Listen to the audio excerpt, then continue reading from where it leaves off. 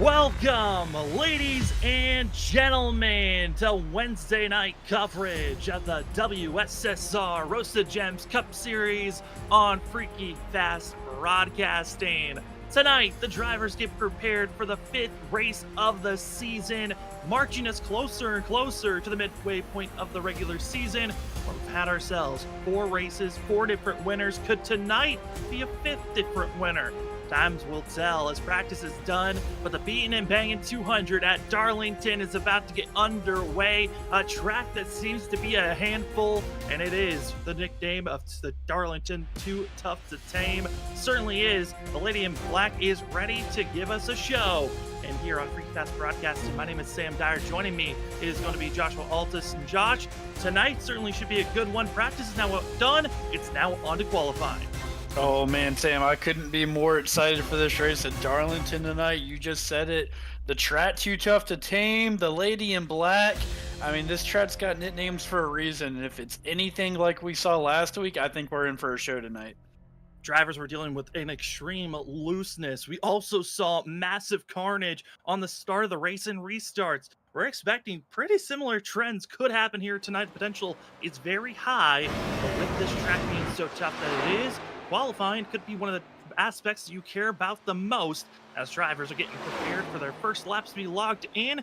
We're seeing the 11 get out there on course. John Forbes going to be starting out with lap number 1. So does most of the field getting ready for their first lap. Josh, I know you got to try out and get a sense of what this car is like on this track. What are these drivers dealing with as we're underway with qualifying? Oh man, it's going to be slipping and sliding around. You're going to be really, really easy getting back into that gas. If you punch it too quick, that back end's going to come around on you. Similar to Atlanta, this is another very high tire wear track. So it's definitely going to be important trying to lay down a good lap and start toward the front tonight. So, you know, this is one of the tracks that we talk about racing the track, right? Not only do you have to race the competition, but you got to race the track and you got to respect the track, because as soon as you don't, it's going to jump out and grab you. As drivers have to be careful of the track grabbing at them, because if you touch the outside wall at any point during your lap, that lap is invalidated and will not count, as John Forbes really maximizing the exit of turn number 4, and the 11 hoping to gain just a little bit more time was 7th on the board after his time logged in, and it bounces him down to 8th as we got some fast drivers already on top. Fastest driver from practice being Benjamin Nelson, who also trying to rebound after being involved with the initial start of last week's race, caught up in a wreck and was never able to rebound. 79, top of the board for practice and qualifying. The driver that's going to try his best to beat out, it's the 9 machine of Shane Terrian. Yeah, Shane Terrian, you know, he's had a couple of pretty tough weeks, and I say tough by his standards, right? Because he expects to be running up front and competing for wins. Obviously, he got that win earlier in the season back at Rockingham, but you know, as you see him, he looks like he almost touched the wall there, just trying to get everything he could get on his lap here. But yeah, he's going to be one of those drivers. We talk about him all the time. He uses the controller. This is going to be a tough one tonight, and interested to see how he's going to do tonight. Well, first lap in for the 9 of Shane Terrian. Cross the line, see where he marches. Hoping to be in the top 5, and he will. Second on the board is the 9 machine with a 29.297 lap. That's just about under a 10th, and it looks to be a 1 lap and done for the 9 machine. Other drivers looking for some quick speed. It's the 7 of Douglas Newbiggin, who looked very quick during practice in the early session, but as this track has started to cool off, the 7 has fallen down on the leaderboard now on his final lap through 3 and 4. Yeah, Douglas Newbigging, we talked to him last week and he sounded very confident. He said he felt like he could definitely be up there in contention to win that regular season championship is kind of what he had eyes on. And I expect him to be up front competing tonight. Consistency is there in sixth on the board after his 2 laps are done. And Zach Hall going to be a shocker up to second, bouncing down some other drivers. And Isaiah Sutherland up to third, currently with about to be a minute left in qualifying. Drivers recognizing if you're going to qualify, you have to start now if you have not put in a time already. As you're seeing some taking it slow and are done with their qualifying. One driver, though, that's still on his last lap. It's the 13 machine of Cedric Hunter. Drivers are here at Darlington bringing back some throwback schemes, and the 13 hoping the pink is going to give him some extra speed, and it does help him bounce up from where his first lap was, but not fast enough to crack the top 10. It's 17th for the 13. Yeah, Cedric Hunter, one of those drivers that had issues last week on the restart and the start of the race, spinning those tires. Keep an eye on that because I think this track is going to be very similar to Atlanta. Restarts and starts could be very hazardous, and he was one that had issues last week, and he took the blame for it too. He put it in the chat and said, that was my bad. So hopefully we can get a clean start tonight. Hoping for a clean start, and with the timer now less than 5 seconds, there's no one else out on track that can better their qualifying time. As qualifying comes to a conclusion, it's time for us to get ready for the whole race tonight. Darlington, 148 laps is the distance, with the competition caution at the end of lap 45 if there's no caution before lap 45. But if there is one, that will count as our competition caution. No fast repairs, 5 extra sets of tires in pit road. And now it's time for us to take a look at our Brandon Colley's mom's qualifying results and see where the one qualified here tonight. Saw how quick the drivers were all throughout qualifying, but it's going to be Benjamin Nelson up front in a comfortable spot from compared to last week. Taking the pole is the 79 machine. Zach Hall almost stealing it away in second. Isaiah Sutherland trying to carry over his momentum from last week in third. Shane Terry in fourth, and Brandon Colley cracking the top 10 for qualifying. The one starting in fifth. Douglas Newbiggin starting in sixth position with Larry Yingley in seventh. Nick Crawford eighth. Nine's going to be James Keeter. At your top 10, it's Brian P. Johnson. And just outside this top 10, starting 11th, is going to be the aces of Nolan Hicks. 12th is going to be Danny Cochran in the number 2 car. 13th, Christopher Norris in the 38. To his outside will be Cole Sacchetti in the number 42. Ollie Fonseca will roll off 15th tonight. Aaron Kralik, 16th, will be his starting position. Cedric Hunter, we just talked about him, had a tough start last week. Let's see if he can get a good launch tonight, starting 17th. To his outside will be Joshua Kanada in the 16 car. 19th will be John Forbes Jr. in the 11. And to his outside, running out the top 20 will be Chris Stitz. And then in 21st position, it's the 4 of Mason Cassidy, hoping to find some great race speed for himself. Also next to him, going to be Christopher Wade in the 53 and 22nd spot. 23rd position goes to Brad Delp. 24th, Kyle Rochelle in the 99 will start there. 25th is Dakota Moniz. 26th is Ken Campbell. Steven Stimpian making his first start of season 7 in 27th. And 28th, it's going to be that of Jonathan Cogswell in that 27 machine. Tyler Dangler in 29th, and Devin Brock finishing out our top 30. And we got a full field here tonight. Starting 31st is going to be Thomas Walter. 32nd will be Brian with an I, Brian Johnson. Starting 33rd will be Ross Tatum. And Ross, a couple of these drivers here did not put in a time. So Ross will be starting 33rd. 34th will be Brian Noel. 35th, Bob Skinner. 36th, Brandon Zimmerman. 37th, James Kaufman. And rounding out the field starting 38th will be James Hackworth Jr. And with those drivers that did not put a qualifying time in, it was based off of their iRating, their iRacing official number on how they were placed. As we've got 38 drivers in total. Huge shout out to the major sponsors. Again, Brandon Colley's mom for being the qualifying results sponsor, as well to Roasted Gems Coffee and Trophy Smack. We'll touch on Trophy Smack and Roasted Gems later on here tonight. But we got 38 cars rolling and ready for tonight's race. The Beatin and Bangin 200 at Darlington. This is going to be the shortest distance that has ever been ran at Darlington for this league. This is only the 3rd time in 7 seasons that this league has ran at this track. We'll see who can get it done, but in the past, the trend, if you get the pole, you usually lead the most laps, and you find yourself in a victory lane, so that puts Benjamin Nelson in a comfortable position. But if with this car, Gen 4, it's an unknown. What are we going to find? As we hit the restart zone, the Beatin and Bangin 200 is underway as we see the 3279 roaring into turn number 1. Very clean start so far. Looks like everyone getting away nice and clean. And it's going to be Benjamin Nelson that's going to get the whole shot, hit the lead.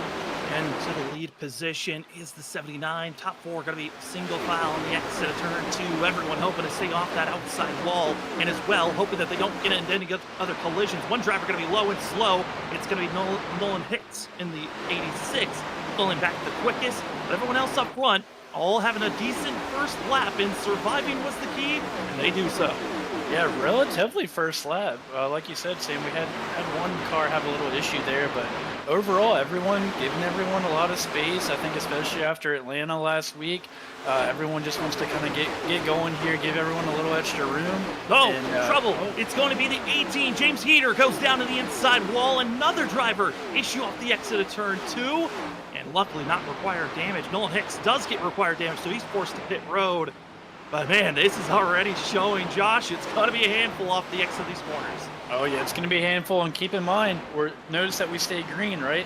Darlington's got a pretty big apron here, so if iRacing doesn't detect it, and as I say that, there's a caution. Caution is thrown as it's going to be Tyler Dangler, Dakota Moniz, and Steven Stimpian caught up in this wreck as they were entering turn number 1. Slight collision brings out our first caution of the day.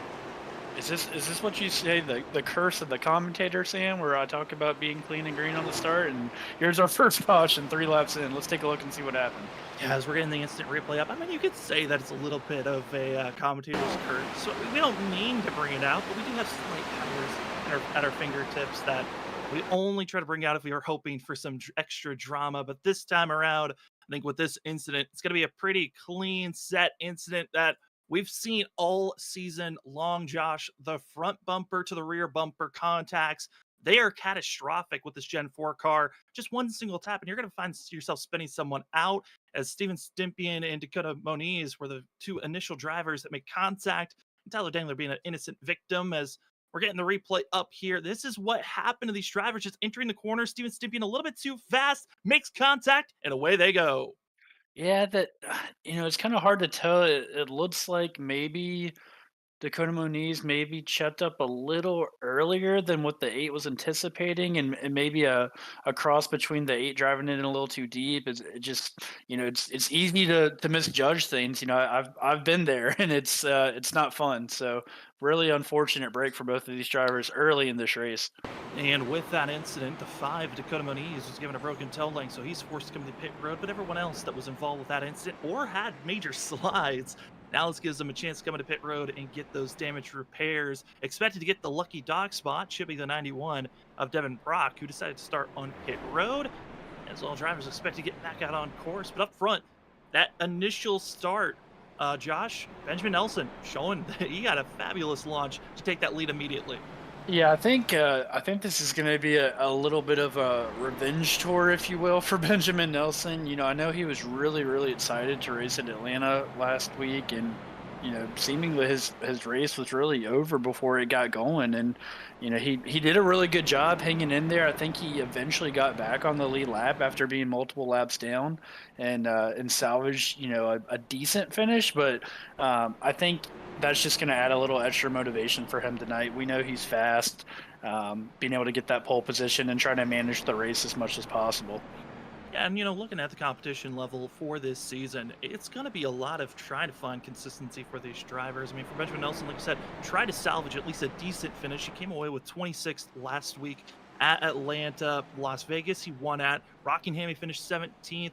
Daytona starts the season off, he finished 29th. So drivers are finding that up and down kind of, it's a little bit more of a seesaw, you could say, of one week you're doing well, the other week you're not, because of this competition being so high here this season.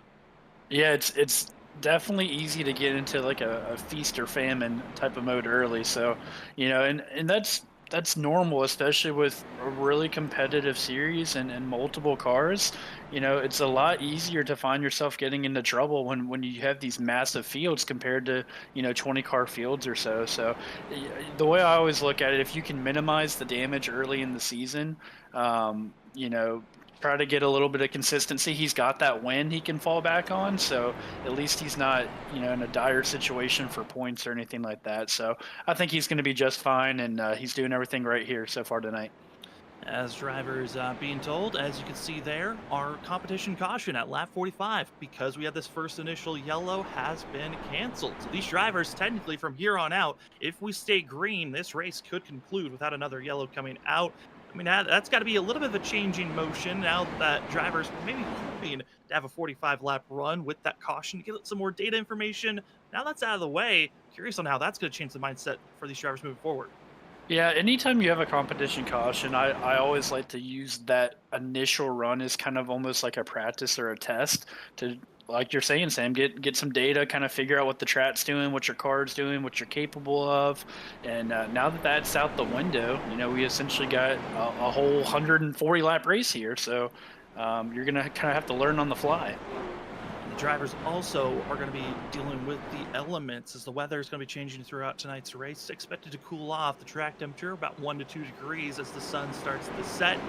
As tonight's race, expected to still have sunlight for the majority of this race, but at the end, that's when we're expecting to see maybe a little bit of nighttime racing, the lights out, sparks flaring, and cannot wait for it. But first caution out of the way. Let's see how this restart's going to take off. We got Benjamin Nelson, Isaiah Sutherland, your top two into the restart zone, and the Beatin and Bangin 200 is underway. Clean launch for the 79. Everyone else patiently onto the throttle. Much cleaner restarts than last week, but it's Benjamin Nelson, a 3-car length lead over the rest.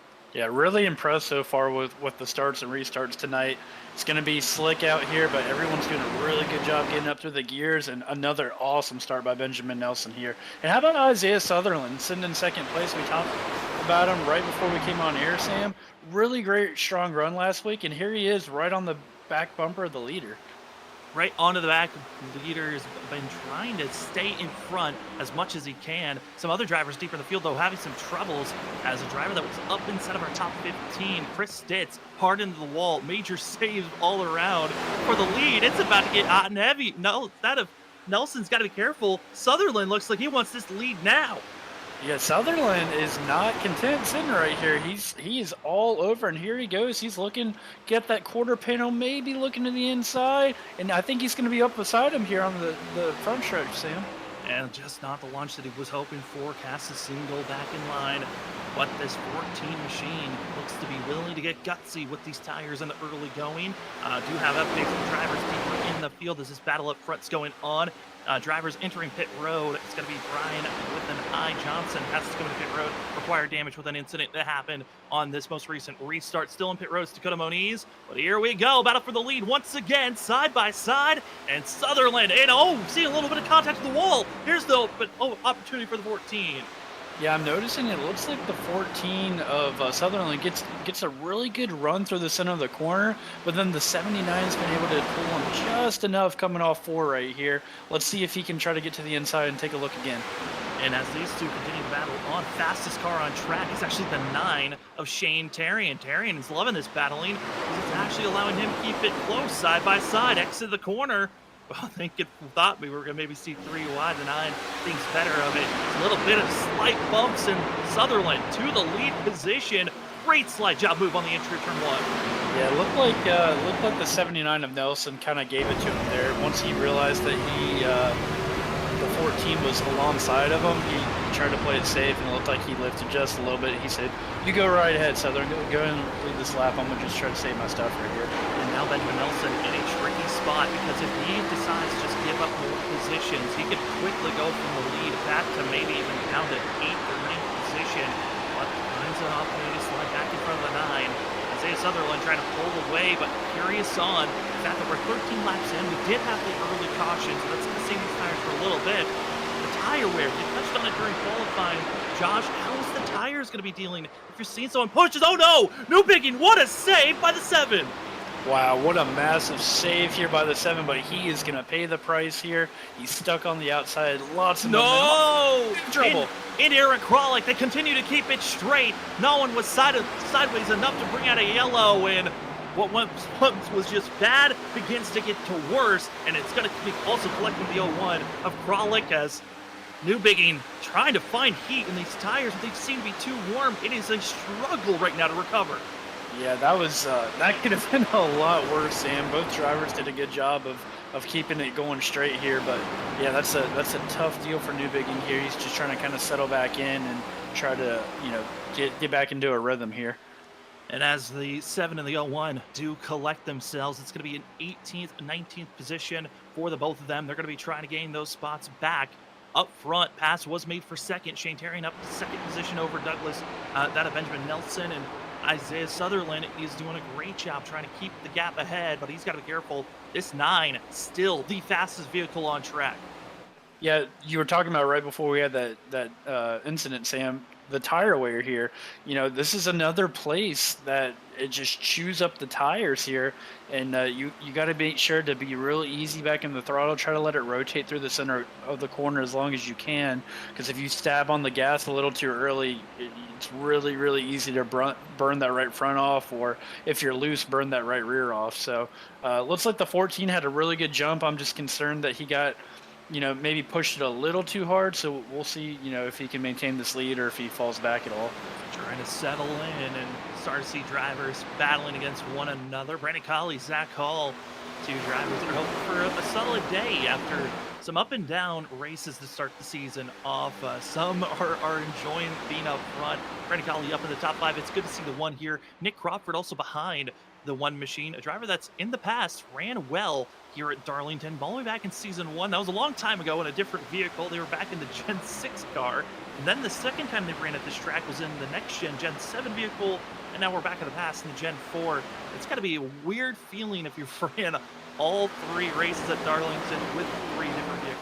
Yeah, it can definitely be tough, especially as a driver. You talk about, having notes and, lift points and different things. But if you run all these different vehicles, every vehicle's different and it handles differently, and you have different lift points for different cars. So, where he's got the experience of running the track, it can actually make it sometimes more difficult if you have to kind of remember what car you're in and what exactly you need to do. These drivers are really running the outside lane through the center of the corner. Drivers deeper in the field trying to just find their own comfortability. Danny Cochran's been having some struggles here in the first 19 laps of internet connection, it looks like, for the 2. Hoping that those get cleared up for the long run. Then behind him, got Cole Sacchetti. Great to see the 42 up front, trying to have a good just finish for the 42, as he's been having troubles with the finishing of races, caught up in a couple of mistakes of other drivers around him. It's always good to be having these guys up front challenging one another, and something we always are going to be touching on each week that we come in. The WSSR has kind of turned into an all-star type of a race, you could say, of all the leagues that here at Freaky Fast Broadcasting we cover, and it's crazy to see all the different drivers from different leagues running around one another. Yeah, it's really fun. We talk about how the Freaky Fast family and all the different leads that Freaky Fast covers. And like you said, Sam, it's really cool to see a lot of the crossover that you talked about. And Cole Sacchetti's one of those guys. He runs in multiple different leads that's broadcast on here on Freaky Fast. He was at Dover last night, had some unfortunate issues. Sorry to cut you off. We got to go to the lead. Benjamin Nelson just split the middle, side by side for the lead, and Nelson said, "I'll take that." What a move by the 79, and somehow this lead pack doesn't wreck. Yeah, this racing up front is heated up out of nowhere. We saw him shoot the middle there, and Benjamin Nelson said, "I'll take that lead back now, thank you." And he shot the gap, and wow, the racing here is very intensified. And now it's going to be side by side for third place. Shane Terry and Zach Hall have to figure out how to clean this up, because the 9 is looking slightly loose in the center of the corner as drivers trying to hold up. But there's a massive wreck on the back stretch, and Ross Tatum went flying into the air. Eric Kralik wrecked, and the back stretch is a mess. Oh man, yeah, not sure what happened back here. We'll have to take a look at the replay, but I saw the 01 involved. He was the one that got into the 7 of Douglas Newbigging a little bit earlier. Man, that's a tough break for a lot of these guys back here. Yeah, looked to be at round 2 of Douglas Newbigging and Aaron Kralik getting into one another, and major damage for the both of them. But Ross Tatum got the biggest brunt of them all, and same goes to 18 of James Heater. As we get this replay out, this is a much bigger wreck than I was expecting to see. I know it was starting to get difficult. These drivers were on 23 lap old tires for the most of the field. And so those tires were very much feeling the pain. But here's the wreck. Again, round number 2, Aaron Kralik sliding up, no space for the 7 to go. And as both drivers get into one another, going to be seeing the 99 of Kyle Rochelle bounce into the 21 of Ross Tatum. But as Ross goes back down, this is when things go bad because when he hits that inside wall, it pushes the 21 up, and then he's not holding he's trying to hold the brake, but he lets the car roll back into the field, and the 18 of James Heater has nowhere to go, and the 21 goes for a ride. Oh man, yeah, that's a very oh wow, look at him flying through the air here. That's a very uncharacteristic move, I would say, by Ross. Normally, which I mean, granted, the man doesn't wreck very often, but we saw him get into a wreck last night and came back and won the race. But yeah, kind of surprised he didn't let the brake down and probably could have avoided some further carnage there. And with that carnage that popped up, we will be also seeing these drivers as we get to see a different view of this. The 7001, again, the 7's on the outside, but it's Kralik who kind of gets in the throttle too much, brushes up into the 7, pinches both drivers in, and as the 7 ducks back down, it kind of hooks in. They're both trying to keep it straight, but Kralik's going to dive it down low and collect one another once again, which I don't know if that point Kralik had any control of the vehicle or not, because we've been seeing a lot of broken toe links when drivers get into that outside wall. Yeah, these guys have been arguing over real estate since toward the beginning of the race here. So as you can see, wow, what a great avoidance there. I couldn't quite. Was that Tyler Dingler? That In was the Dangler 19? in That his was Ford Viper machine. that was a great heads up drive and splitting the two red cars right there. But yeah, what a intense way to start the race so far, Sam. We had a pretty clean start and had some issues between the 7 and the 01, and it continued right there. Well, if anything, I think we've seen our new rivalry blossom right in front of us of Douglas Newbiggie and Eric Kralik. We'll see if that carries over into any other races. As after all that carnage, Aaron Kralik still in pit road. James Heater, after running into the back bumper of the 21 of Ross Tatum, required damage for the 18. He's still in pit road getting damage repairs. Ross Tatum has already exited and is pulled into pit road. Dakota Moniz was the first driver to call it a night. So we got 2 drivers down of our 38 that started this evening. As the field's getting ready to stack up and get the 1 to go marker, this actually gives us time to shout out some of our amazing sponsors that help out the WSSR Cup Series. That being the title sponsor of the WSSR, being Roasted Gems Coffee. Roasted Gems Coffee brings you ready for the day, as you can get your coffee from many different flavors. And go over to roastedgems.com. Use the code WSSR for 5% off to get your day started off right with some premium coffee. And as well, huge shout out to Trophy Smack. If you want to be the envy of your competition, get yourself a custom trophy. I know fantasy football right around the corner. Drivers in the series of the WSSR. Whoever wins the championship gets a custom trophy from Trophy Smack. So go on over and check out what the collection they have of trophies, championship belts, rings, and more at trophysmack.com. If you're going to be just getting trophies, remember to use the promo code WSSR CUP, that's WSSR Cup, all one word. And if you'd like to get yourself a wall smack, remember to use the promo code WSSR SMACK for 10% off for both. Thank you so much, ladies and gentlemen, for joining with us. We are 26 laps in, about to start lap 27. 2 cautions down. Benjamin Nelson, Shane Terry, and Isaiah Sutherland. Top 3 have been dicing it back and forth on who's going to be in the lead position. Let's find out how this restart takes off as we are back to Green Flag Racing. The Beatin and Bangin 200 is underway. The 79 gone like a rocket ship as the rest of the field watches them take off. Another fantastic jump here for Benjamin Nelson, and all these guys are on fresh tires now. So let's see if the handling is a little bit better for some of these guys. We got some jockeying around for the top 5. Certainly do. And I was watching the 9 of Shane Tarrant. He looked like he was about to wreck in front of the whole entire field, but had kept it together. And other drivers, though, piling in, and they exit on the entry of turn 3, exit into turn 4. Drivers piling into one another, and it was the 13 of Cedric Hunter finding his rear end getting spun around. Yeah, you know what they say, Sam. Caution's precautions, right? So we had a relatively clean start. We've had a couple incidents now, and looks like whenever you bunch these guys back up, we got cold tires. It's a perfect recipe for disaster. I mean, we had a lot of drivers stacking into one another, so it was majorly expecting someone to get into the wreck, and it looked like it was reactionary checkups that got the 13 spun around. It was Christopher Norris that initially had to slam on his brakes, and it looked like his brake bias might have been set a little bit too low, as the rear end just kicked out underneath them when he jabbed the brake and caused everyone else to check up, the 13 being completely sideways and spun around, bringing out our third yellow of the day. Yeah, I'm trying to see how much damage the 13 has. It doesn't look like it did too much, but you can see where that right front fender is crumbled pretty good on the 13 there. So, these are tough cars though. At the end of the day, they can take a beating compared to some of the other cars where if you get any kind of damage, it just absolutely kills the aero speed on it.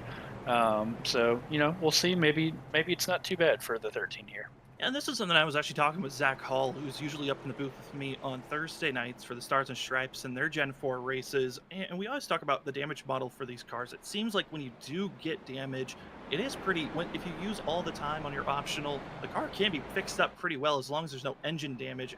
I know that you've been running in a lot of leagues. How does that experience feel for yourself, though? Yeah, I mean, I'd agree. I think these cars are a little bit more forgivable, I guess you can call it, if you have some damage compared to like the Xfinity cars. If you get some right front damage, it just tightens the car up so bad, and especially like the Xfinity cars, the trucks, any of those type of vehicles, it's very, very sensitive with any kind of aero damage, even if you fix all your optional. So I've experienced the same thing that Zach's talked about. I think if you're able to fix the optional and not get any kind of engine damage, you can really keep on digging with these cars, which when you've got a lot of incidents happening, if you can just kind of keep it rolling, even if you got a little damage, you can still find yourself having a solid night. As these drivers getting themselves prepared for this restart, looks like we're gonna have another lap to go around. We want to talk about the trends. This is only the third time in 7 seasons these drivers have been at this track. The driver that gets the pole also seems to be getting themselves into getting the lead in the most laps and getting to victory lane. Right now, Benjamin Nelson is the driver that, based off of that trend, is in the spot that kind of projects him to win tonight's race, but it's not an absolute, especially based on how we've seen drivers getting loose. But these restarts, Josh, are much cleaner, I could say, compared to last week. I think a lot of people learned what gear they need to be in now. Yeah, I'm definitely impressed with the restarts and starts so far compared to Atlanta last week. I mean, we saw a ton of tire spin at Atlanta, just causing massive pileups even before a lot of the cars even got to the line. So I think part of that could be starting in a little bit of a higher gear like we talked about last week, but just being a little more careful on the throttle and not necessarily stabbing at it, that we call it, where you just press the throttle pedal really hard versus treating it almost like there's an egg under it and just kind of easing into it. So that combination with a little higher gear, I think it allows for a little cleaner start.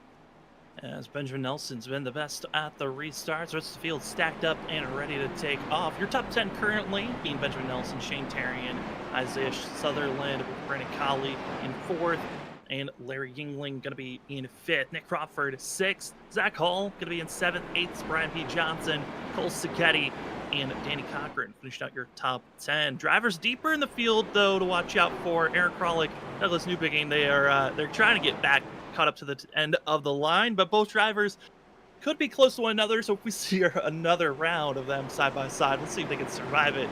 But up front, 79, the 9. Who is going to have the best launch here? It looks like 79 should be the favorite, as he's been perfect so far on all 3 launches we've had so far. Let's see how the 4th one goes, as we're side by side, pace car into pit road and into the restart zone. The Beatin and Bangin 200 at Darlington is back underway. A little bit of a closer launch for the 9 of Shane Terrian, but as everyone else seems to be catching on as well. Green flag back in the air. Benjamin Nelson, another fantastic start, drives off into turn 1 and 2 there, and he's got Shane Terrian closing up to him in 2nd place. Closing in side by side for drivers deeper in the field, but up front, single fouled out as they roar through for entry turn 3. Seeing the field, trying to stay together. Don't give up too much time. There's a little bit of a pocket gap building up around 13th and 14th. This group up front been keeping it clean so far on this restart. As you see, driver tied with the points lead. Larry Yingling tied with Cedric Hunter, currently having a decent run for himself in 5th place, trying to grab his 3rd of the season top 5 finishes, as he's had 2 top 5s coming in tonight, 3 top 10s. That consistency again keeps him tied in the points with Cedric Hunter. Yeah, we talked about consistency at the top of the show, or maybe the lack thereof, and Larry Yingling, another really good driver, as we see a battle for the lead here. Shane Tyrion, he's got a fender on the inside of Benjamin Nelson as they dive into 1 and 2. Benjamin Nelson seems to be wanting to fight a little bit more to keep that lead position over the 9 compared to what we saw earlier in the race. I mean, it's only lap 34, so earlier is not too far away, but it seems to be Benjamin Nelson wanting to keep that clean air, keep himself in front of the pack, and doesn't want to lose that much time as the 9 has to figure out how to get a better launch out of turn number 4. But this group looking to be close. Our top, that of 7, all within a second of one another. This is very close racing up front. You know, one thing, Sam, we haven't really touched on yet is, the risk versus reward factor here, okay?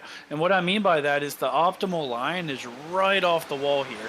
But if you make just one little mistake, as we see Shane Tyrion again poking down to the inside, they're side by side coming off a 4, and he might have enough to have him right here. Trying to go for the lead as the 9 machine, and he does get the better run, and it was such a bad release by the 79. He lost 2 positions because of that move.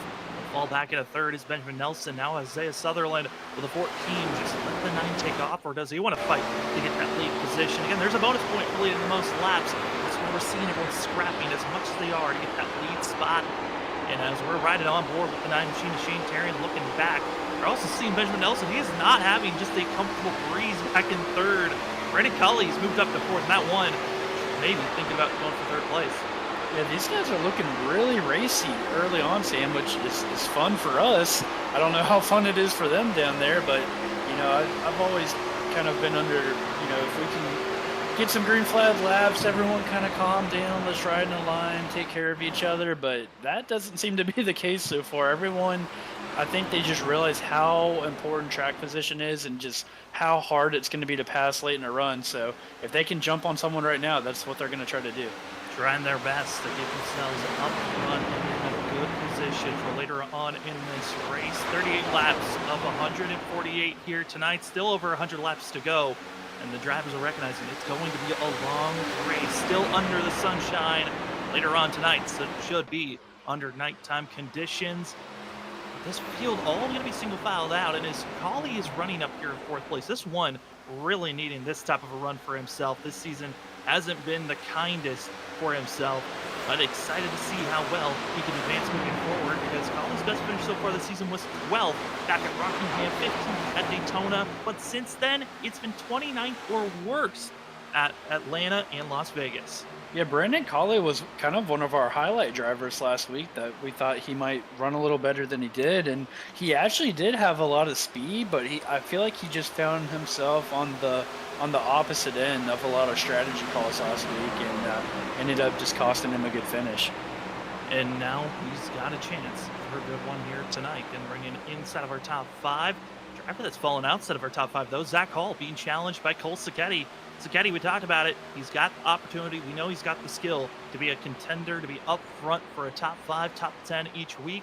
It's 49, trying to set up where to go. I mean, this 42, excuse me, setting up where to go, but a lot of drivers up front. It is just so much competitive drivers this season. It's hard really to pick and choose who your top 10 driver should be. Yeah, and just real quick back to Cole Sacchetti, I'd be remiss to say if we got to give him a little shout out for his paint scheme. Cole Sacchetti, he's one of those drivers, no matter what series he runs, he always does a great job with some of his throwback schemes, and got a good looking Reese's scheme on that machine here tonight.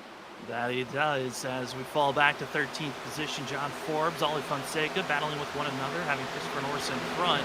John Forbes, Ollie Fonseca, drivers that are trying to keep themselves neat and tidy, coming over from the ISRC Truck Series, the both of them, and trying to kind of rep their league, saying, hey, we can be contenders as well to be up front. And it's kind of a group effort. I mean, 10th place back to 15th are all ISRC drivers.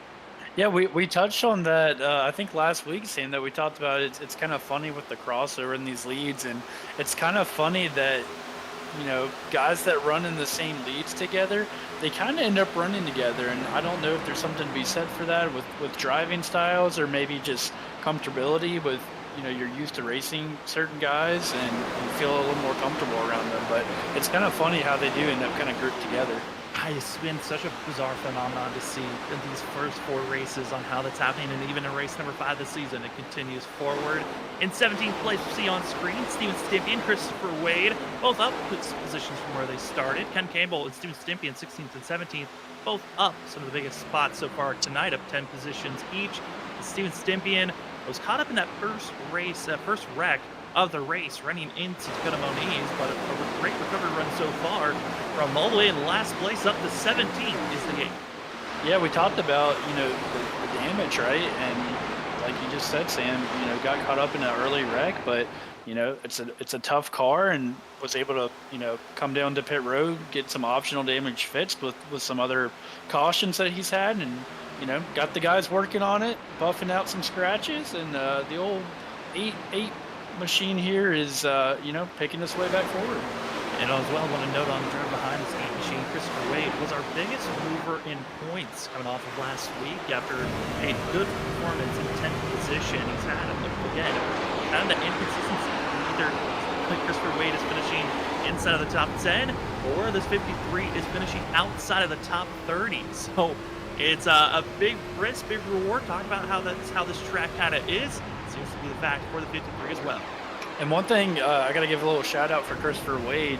If you guys have never been to his YouTube channel, he actually streams a lot of his races, and it's really fun to watch his POV in a lot of these races. So don't know if he's streaming tonight or not, but a little shout out to Christopher Wade and his YouTube channel, and go check it out sometime. It's pretty cool to see a different perspective in some of these races. It really is. I know a lot of these drivers like to stream their point of view, and it's fun to go back after you watch it on Freaky Fast Live broadcasting, and you go back to see the driver's point of view when it incident went down, and seeing how they have evolved throughout the race. Driver down on the apron, that's going to be the 23 of James Atwood Jr., not feeling too confident in the 23 machine.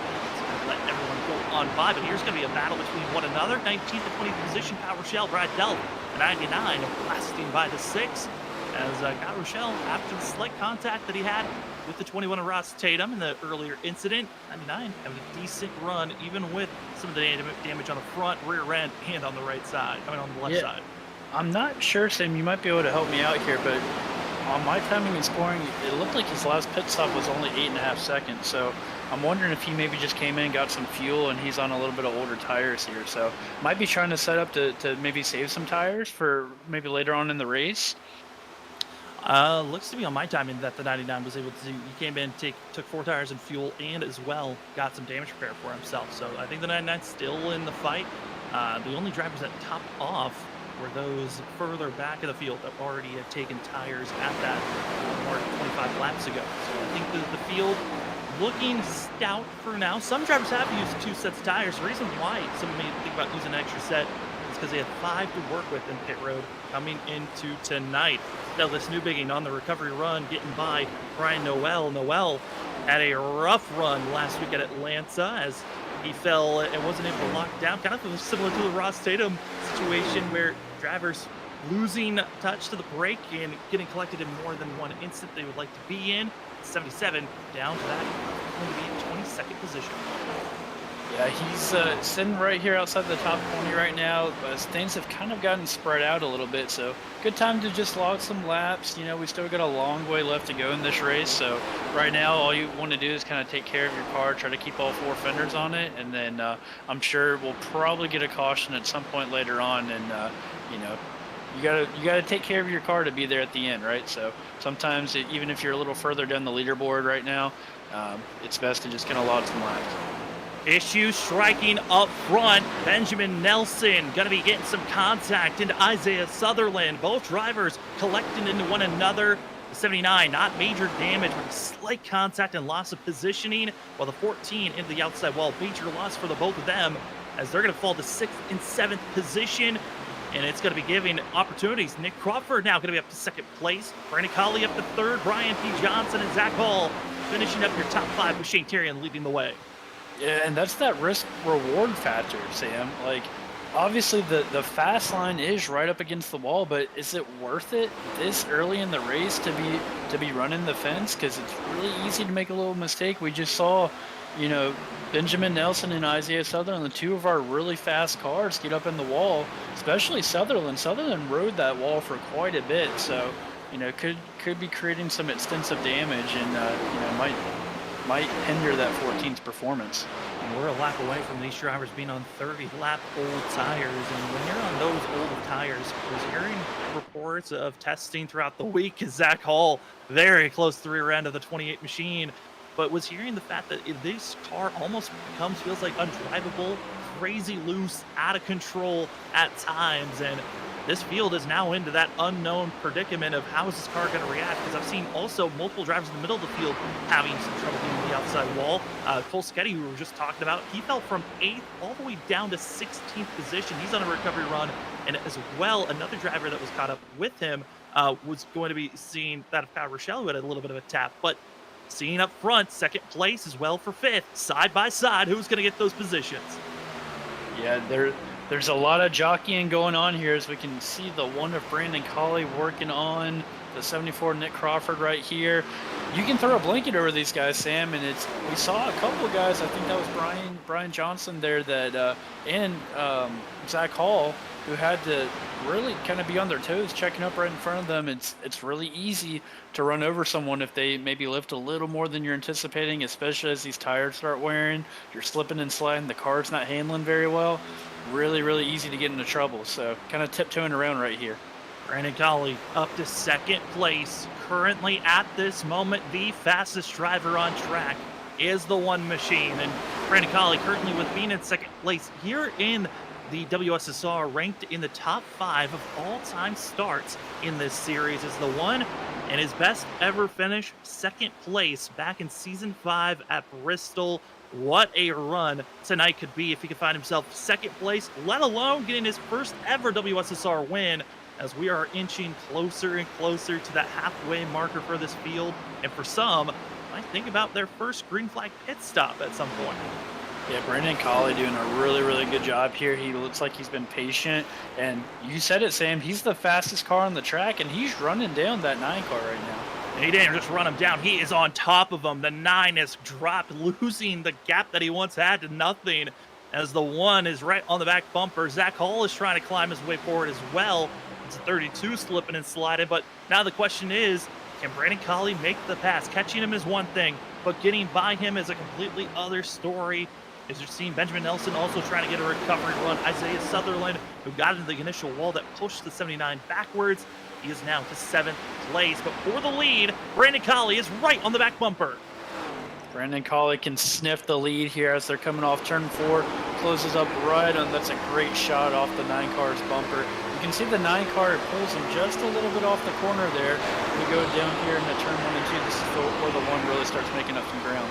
And he's making up even more ground because there's a lap car directly in front of him. Bob Skinner curious on where the 82 is going to place himself off the exit of the corner, and he goes directly to the apron. Class act by the 82, and because of that move, Shane Tyrion wasn't sure where he was going to go, and it gives the 1 the opportunity. Brandon Colley side by side trying to keep the lead and lead a lap here at Darlington. He clears the 9, and Brandon Colley leads here at the Beatin and Bangin 200 at Darlington.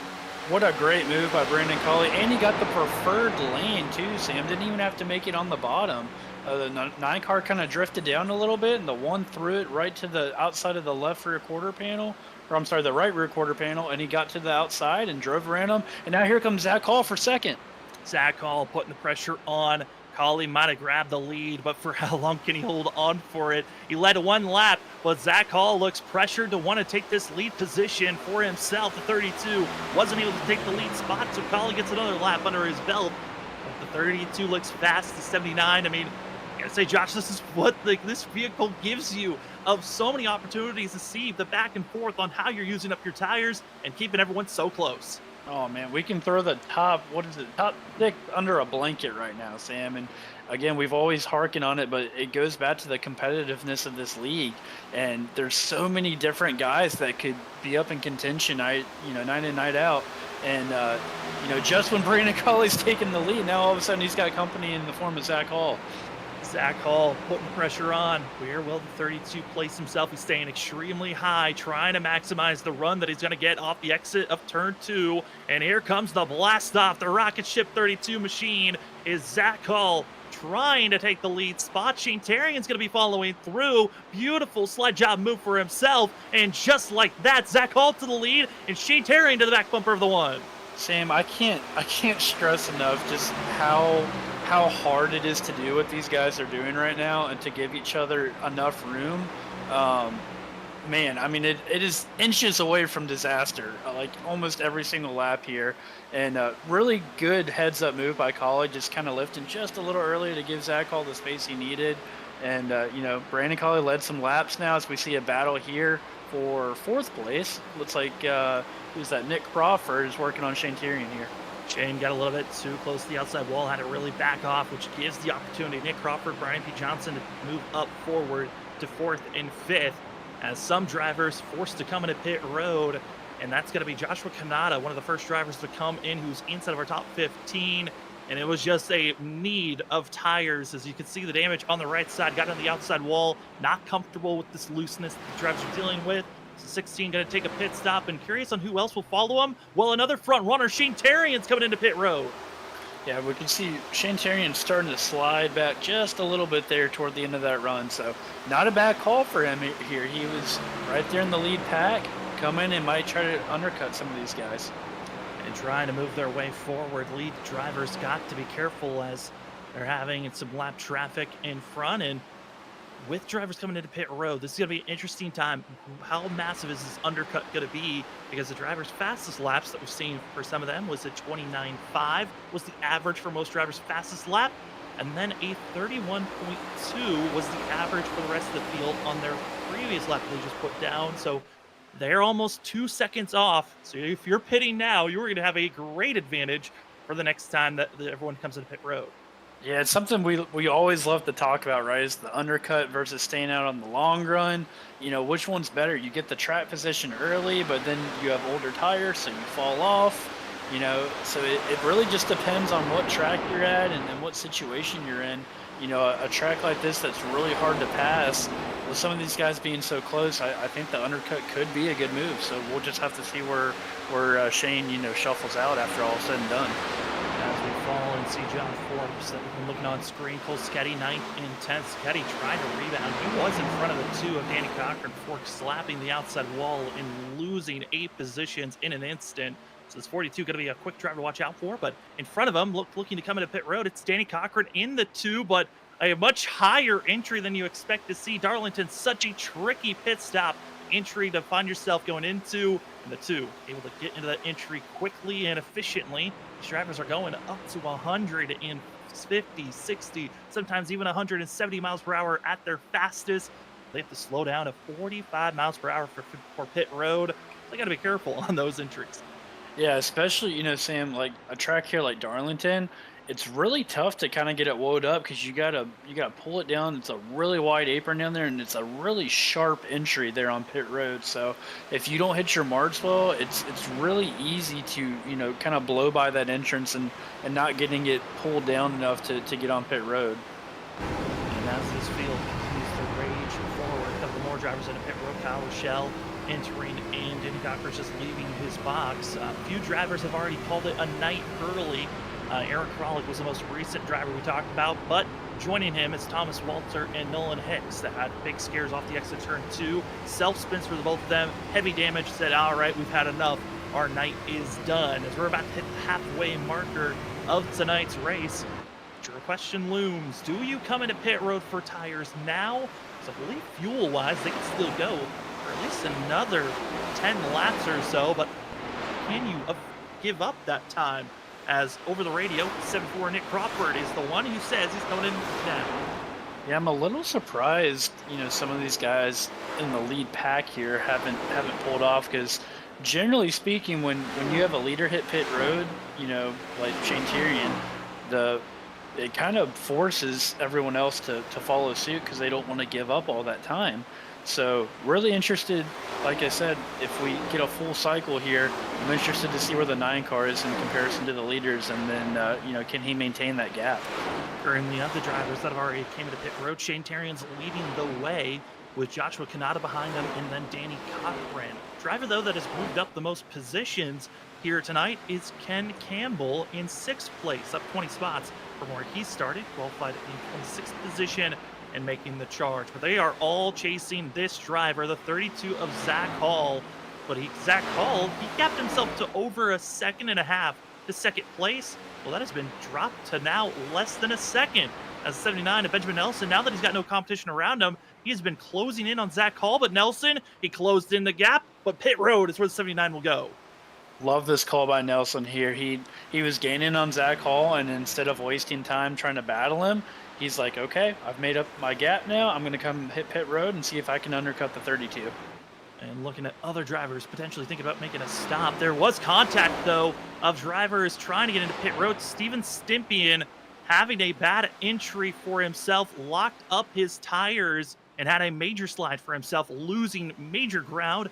As well, he's going to be seeing that of the 65. That's Brandon Zimmerman having to blow up quickly as the 7 of Newbiggin came into pit road in front of them.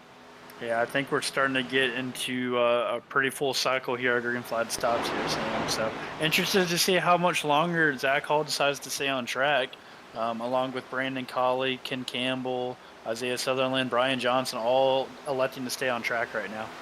Looking at drivers that have already pitted and around one another. Shane Terrian, again, first driver coming to pit road of our top 10. Nick Crawford was the next, as was the most recent one to come to pit road with fresh tires and up to full speed. The gap between each other, 4 laps. As we've hit the halfway marker, big shout out to Race Control, Steve Benjamin helping out and giving us the quality information on drivers that get penalized, penalties being cleared, and as well information on how the track is running, as Cedric Connor really having to woe up with Mason Cassidy in the 4 in front of him. That was a really interesting pit entry that I saw from the 13 right there. He came down really early, it looked like, on the apron there, and kind of hugged the inside wall. So we see Zach Hall finally hitting pit road. Zach Hall into pit road and does not want to collect a speeding penalty, where Douglas Newbiggin has been the driver hit with the penalty. Whole 40-second hold for the 7. It goes from bad to worse for that driver. Zach Hall, clean entry for himself. And now Isaiah Sutherland, Brian P. Johnson, and everyone inside of our top 6 still yet to come into pit road. And oh no! Off the bumper of the 15, Chris Stitz goes around down on the apron. But because it's on the apron and not on the racing surface, we stay green as the 17 tries to circle back around. Wow, that could have been massive here, Sam. Looks like we're going to stay green for now, but those guys that stayed out, like Brandon Colley, Larry Yingling, they're going, throw the caution, because they would be in prime position here. And the guys that pitted, they're hoping it stays green just like it is right now. As Brandon Colley still yet to come to pit road, Larry Yingling and Christopher Wade yet to hit pit road. That of Brian Johnson, Brian P. Johnson, Isaiah Sutherland hit pit road with Ken Campbell, and all waiting to see when our top 3 come into pit road. A very scary situation, but that's what we were talking about with the apron being so large. Sometimes cautions that would have been thrown at other tracks aren't thrown, and based here with the WSSR to keep things consistent, all cautions are thrown on iRacing. We do not want any human error to be thrown into the mix. So because iRacing didn't throw the yellow, we stay green past the halfway marker. And that can be so frustrating as a driver, Sam, like especially if you're Brandon Colley or one of these, Larry Yingling, some of these guys that are kind of playing their strategy card of running it long and maybe hoping for a caution. When you have an incident that maybe that would trigger a caution at another racetrack, but just like you said, Sam, because the apron's so long here, and it, iRacing detects that as technically off the racing surface, no caution, and keep on ripping here. Larry Yingling, now the last driver coming to pit road. Brandon Colley, clean entry as he's heading into his box. No black flag for the 1. But the 67, early entry because he does not want to be held up and not have an ability to enter pit road.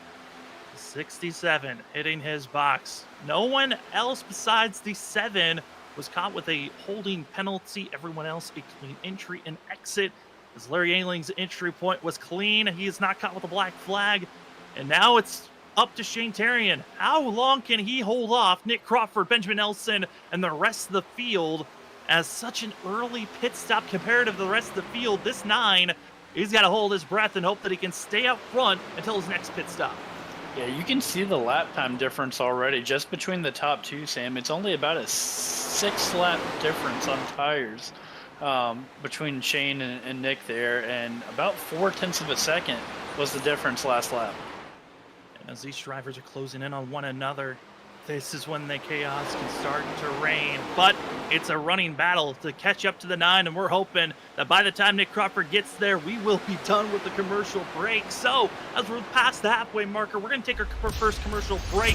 Pit stops are done and dusted for the WSSR Roast Gems Cup Series race number 5. You're watching the Beatin and Bangin 200 here at Darlington, and we will be back right after this. Who's going to win the Darlington race? We'll find out right after this.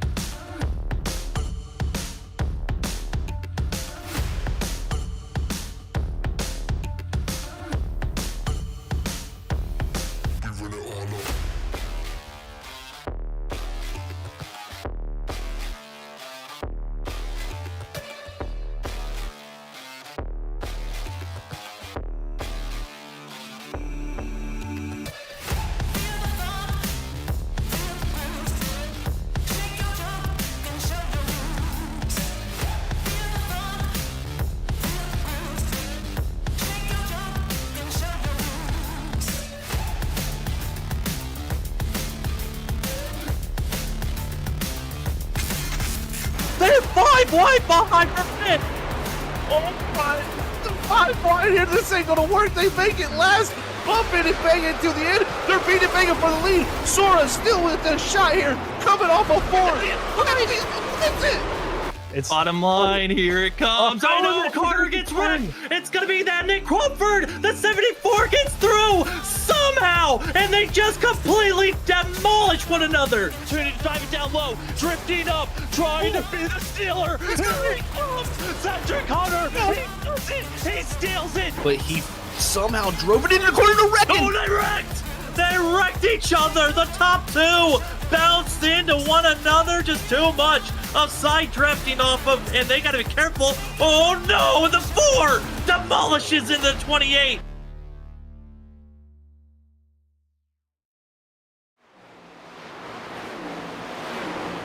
Welcome back, ladies and gentlemen, after the commercial break. Mistimed it just slightly. Nick Crawford is now taking the lead position and has already gapped out by 2 seconds. Shane Terrian's early pit stop going through the extreme undercut has worked out to keep him at least inside of the top 5 because other drivers are still 5-6 seconds back from Nick Crawford. So still have an opportunity to keep up front and as well figuring out when do you want to make that final pit stop, or can some of these drivers stretch it out to finish out this race on that just one green flag stop? We'll have to find out. Thank you so much for joining with us here on Freaky Fast Broadcasting. If you're just joining us, we had a very chaotic beginning of the race with plenty of cautions that mounted up. We have been in a long green flag run. These drivers have been putting on a show, mix and bag, a lot of mixing of where you want to be placing yourself on tire strategies. been a fun one to watch here this evening. Before we get ourselves back to talk about the racing action on screen, I want to give a huge shout out to the sponsors here for the WSSR, that being Roasted Gems Coffee. Start your day off right. Go over to roastedgems.com. Go check out their wide range of different flavors at Roasted Gems. They've got a caffeine blend that is fully maxed out to get your day started right. Or if you want some flavor, they've got a wide range of different flavors that you can test out and try. Remember to use the promo code WSSR for 5% off at Roasted Gems. And as well, I want to give a huge shout out to Trophy Smack. Trophy Smack, the official trophy of the championship season 7, 6, and 5 for these drivers. The past season was getting the championship ring. Well, this season, a custom championship itself trophy is going to be given out, as the drivers are excited for this one. That's why the competition has risen. And if you want to be the envy of your competition and get yourself a fully customizable trophy, a belt, ring, or more, go to trophysmack.com. Use the promo code WSSR Cup or WSSR Smack for 10% off. Thank you so much to the amazing sponsors here at the WSSR Cup Series. My name is Sam Dyer. With me is Joshua Altus, Robert Moyer Jr. Ring Productions in the background. We are now in the final closing moments of this race. The final decisions to be made on strategy-wise. And Josh, right now Nick Crawford is looking extremely strong, but he's got to be careful because Benjamin Nelson is on the move. Yeah, the man I've got my eye on, Sam, is this 32 of Zach Hall. Right before we went to commercial, Zach Hall stayed out on track, probably one of the longest. He pitted on lap 75. He was 10 seconds off the lead right before we went and left the commercial. He's now just made the move up to P3. He's got Benjamin Nelson right in front of him, and he is within 4 seconds of the lead now. So the 32 is who I've got my eye on. You always talk about what's the better strategy. Is it taking an undercut, which is pitting sooner than the average time you would expect out of the road, or doing an overcut, which is taking the fuel as far as you can go? It really seems like you're that driver that finds the middle ground. That seems to be always the winning strategy. I think Zach Hall has found that slight middle ground. There were a few other drivers that maxed out on their times, Brandon Colley being one of them. Colley is all the way back in 14th place, a little bit over 14 seconds behind Nick Crawford. And then Larry Yingling is currently almost 19 seconds off of our leader, as Zach Hall setting up to make the pass for second place. This 32 might look unstoppable as they're closing in quicker and quicker to Nick Crawford. You nailed it, Sam. I mean, some of the drivers you just talked about, Brandon Colley, Larry Yingling, they stayed out the longest of all of our leaders. Laps 78 and 79 is when they pitted, but they're way, way deep into the field here. I think Zach Hall hit that perfect little strategy to where, and he also has the pace, so you can't, and it looks like Nick Crawford got it in the wall right here. A little bit of a scrub in the center of the corner. Sometimes that actually is helpful if you hit it right. 7-4, you keep that momentum off the exit of the corner. But yeah, like you were saying, with those pit stop strategies. Yeah, absolutely. I mean, it's, and it's not just the strategy, right? Like, Zach Hall has to do his part as well. Obviously, he's got to run the times. He's got to, get through the traffic right and do everything right. But when you can compare that with the correct strategy, I mean, that's the recipe, to put yourself in position to win this race. And he's got this gap down to the lead about 2 seconds now, as we see Brandon Colley 13th, over 14 seconds back from the lead. Yeah, and what makes this a little bit more irritating for Brandon Colley is due to the fact of he is running very similar lap times to Zach Hall, and they were just a 3-lap difference on when they came into pit road, but the difference in time lost is so much more massive for Colley as well as for Larry Yingling, and they're both struggling to find that extra pace to catch up to the 32 and the 74. But that also throws into the factor I was talking about of, can these drivers stretch out the fuel? That could be a thought for some of them. If you pitted as late as you did, are you maybe backing off your pace just to think about saving that fuel for later on? Yeah, we have seen Darlington in real life, Sam, turn into a little bit of a fuel game at times. So, judging by the race so far, we had a lot of early cautions. Things have kind of gotten strung out now. Hopefully I don't curse it again, but, it's kind of got a little bit of green flag look to it right now. So, that's a great point, Sam, is does someone know something we don't know, and maybe they're trying to play the fuel game? Jill game could be a major talking point as some drivers making a pit stop. Joshua Kanata going to be coming into pit road. This should be his final pit stop of the race. And other drivers think about making their stops. Douglas Newbiggie also think about coming into pit road. He said over the radio he was thinking about coming in this time. And with drivers coming into pit road, Josh Kanata was one of those early takers.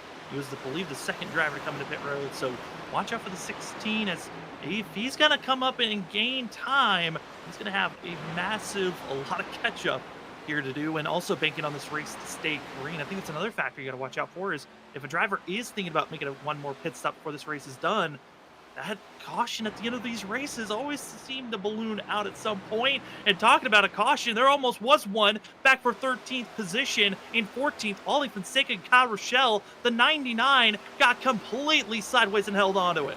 Yeah, massive save there by Kyle Rochelle.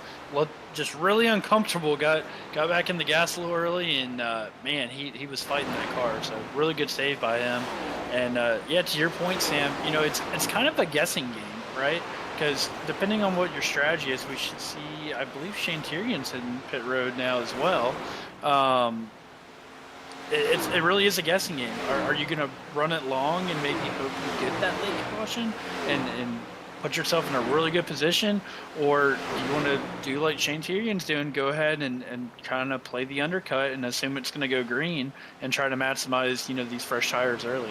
And hope that maybe this undercut's going to keep out and make a big enough gap before other drivers come to pit road, because now you have to make a decision. Shane Tyrion was just 4 seconds off of Nick Crawford and Zach Hall, and he's going to have an over 25 lap advantage on tires and fuel. You see those left sides now coming up. He's going to get ready to take off, and this 9 could be a threat for doing the undercut strategy that rarely works, but tonight could be the night based off of how the front runners are going to be staying out and if they can stretch their fuel out long enough.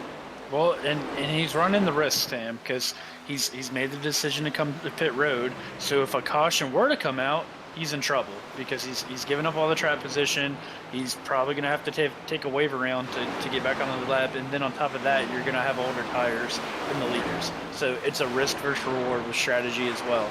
Do you play the undercut, hope you know, it stays green, or, you know, like Zach Hall, do you run it a little bit long here, maybe you catch a caution, or you just hit the nail on the head with a strategy, get your fresh tires, and sail off into the win here? So he is just about closed up on Nick Crawford here, who's our leader. Zach Hall has been flying. At one moment was 8 seconds off of Nick Crawford. Has now closed to less than 3/10, and the 32 looks to be at least a lap or maybe just a corner away from taking the lead position. Benjamin Nelson, who's also been trying to close in on this gap, has a 2 lap advantage over Zach Hall, is just under 2 seconds away from this group. So we could be closely seeing a battle for the lead as the 32 little wiggle set up and go. And just like that, Zach Hall bounces to the inside, takes the lead, and Nick Crawford says, I'll just settle in behind and wait to see when I need to come to pit road. Can he stretch his fuel out long enough? As the 32, his goal now is to drive away from Benjamin Nelson in third place. Yeah, that's a very veteran move by Nick Crawford there. I mean, Zach ran him down from way back, and, you know, it's a smart play to just give him the spot, settle in line, and then that way you're minimizing the damage, and you're just kind of fall back into line, try to, you know, maximize your strategy here. You're still in the top 5, still in a good position, and now if you're Zach Hall, you got to work through these lap traffic cars. And as now we're right on board the 32 machine, get a sense of what it's like, the handful of going through traffic while also trying to keep the car pointed straight at all times. Down low, slides past that white machine, the ghost machine being James Kaufman, and now the 32 exit of 4, counter steering a lot, but able to keep the momentum down into the front stretch. Yeah, you can see him sawing on the wheel here, Sam. He's fighting the car, but he's doing it in a way where he's got really good control over it. I mean, you can see him turning right. It's almost like a dirt track at times where he's turning right, more right than left. I mean, when you're turning right down the straightaway in the back stretch, Sam, it's got to be an uncomfortable feeling, but Zach Hall doing a masterful job so far. Yeah, it's not the most comfortable feeling in the world, but a lot of these drivers practice to make sure that they can put these cars at its maximum limit while keeping up to the speed, and that's what the 32 just showed. A class act on how to keep that car rolling as The drivers behind the 32 machine about to see a battle for second place. But I'm not expecting it to be too tough a battle as Nick Crawford, Benjamin Nelson. Nelson expecting to just make this pass cleanly for second place. Yeah, Benjamin Nelson's still in this fight here. He's not far off Zach Hall. He's about 1.2 seconds back here, and you know, I expect him to get by Nick Crawford here in the next lap or two, and see if he can hang with the 32. And we talk about other drivers that decided to stay out a little bit further. Ryan P. Johnson, Isaiah Sutherland, both drivers pretty close to one another. They're just a measly, just 3 seconds off of our leader. They're running slightly faster than Zach Hall. With us having 40 laps to go, it's still possible for the 28 and the 14 to get into the mix here. Oh, absolutely. And, you know, lap traffic plays a factor too, Sam. It's about where you catch these guys, because little fresher tires, you know, maybe Zach has a problem with the lap car, or it slows it up just enough. Every little tenth of a second matters, and it looks like Nick Crawford's hitting pit road. Nick Crawford as well as Chris Stitz both hitting pit road for themselves. Now Chris Stitz caught up in that big spin right when green flag pit stops were about to come to, we're finishing up. Almost brought out a yellow that could have changed this race completely. Instead, we're clean, we're green so far with less than 40 laps to go. And it's Zach Hall leading the way, Benjamin Nelson in second. Ryan P. Johnson, Isaiah Sutherland looking to be some of the favorites to watch out for. But the 9, as well as now going to be that of Nick Crawford, they're kind of, because they're rolling the dice of pitting early, I think Nick Crawford could be the driver to watch out for because of hitting and trying to run down Shane Tarian. Yeah, I agree, Sam. And, you know, Ryan P. Johnson's kind of snuck into this battle as well, like you just alluded to, as we see, oh my goodness, the battle between Cole Sacchetti and John Forbes here. Really tight off the corner right there, but good work by both of those drivers. Just not enough room as the 11 brushes the wall. Now going to give opportunity for the 15, and that's going to be Ken Campbell. Campbell, one of the biggest movers of the drivers inside of our top 10. The biggest mover currently is Brian Noel and Brandon Zimmerman back 14th and 15th, but to right on board the 15 and Ken Campbell trying to get by this 11 machine down to the dotted line, and once again almost squeezing into one another. But a lot of respect given as Ken Campbell trying to get the better exit off the corner as they try not to tap into one another. They're still side by side off the exit, and Ken Campbell hoping to get the clearance, but John Forbes is not giving up. Yeah, these guys are fighting hard right now, and shout out to Ken Campbell. Like you said, Sam, he started pretty deep in the pack, and he's really done a good job driving his way up in the top 10 and top 5 from the pit stops. But we got some pit stops going on, Sam. Christopher Norris into pit road, but most importantly, Zach Hall into pit road as Nick Crawford able to get by the drivers that are battling for position. 74 not wanting to lose any more ground to Shane Tarian than he's already has, as the 9 machine currently is going to be up by around 11 to 12 seconds over Nick Crawford. Crawford's got a lot of work to do, as well as Zach Hall and the rest of the front runners. The question now is looming, when do you come into pit road, and what is Brandon Colley, as well as Larry Yingling's situation going to look like here?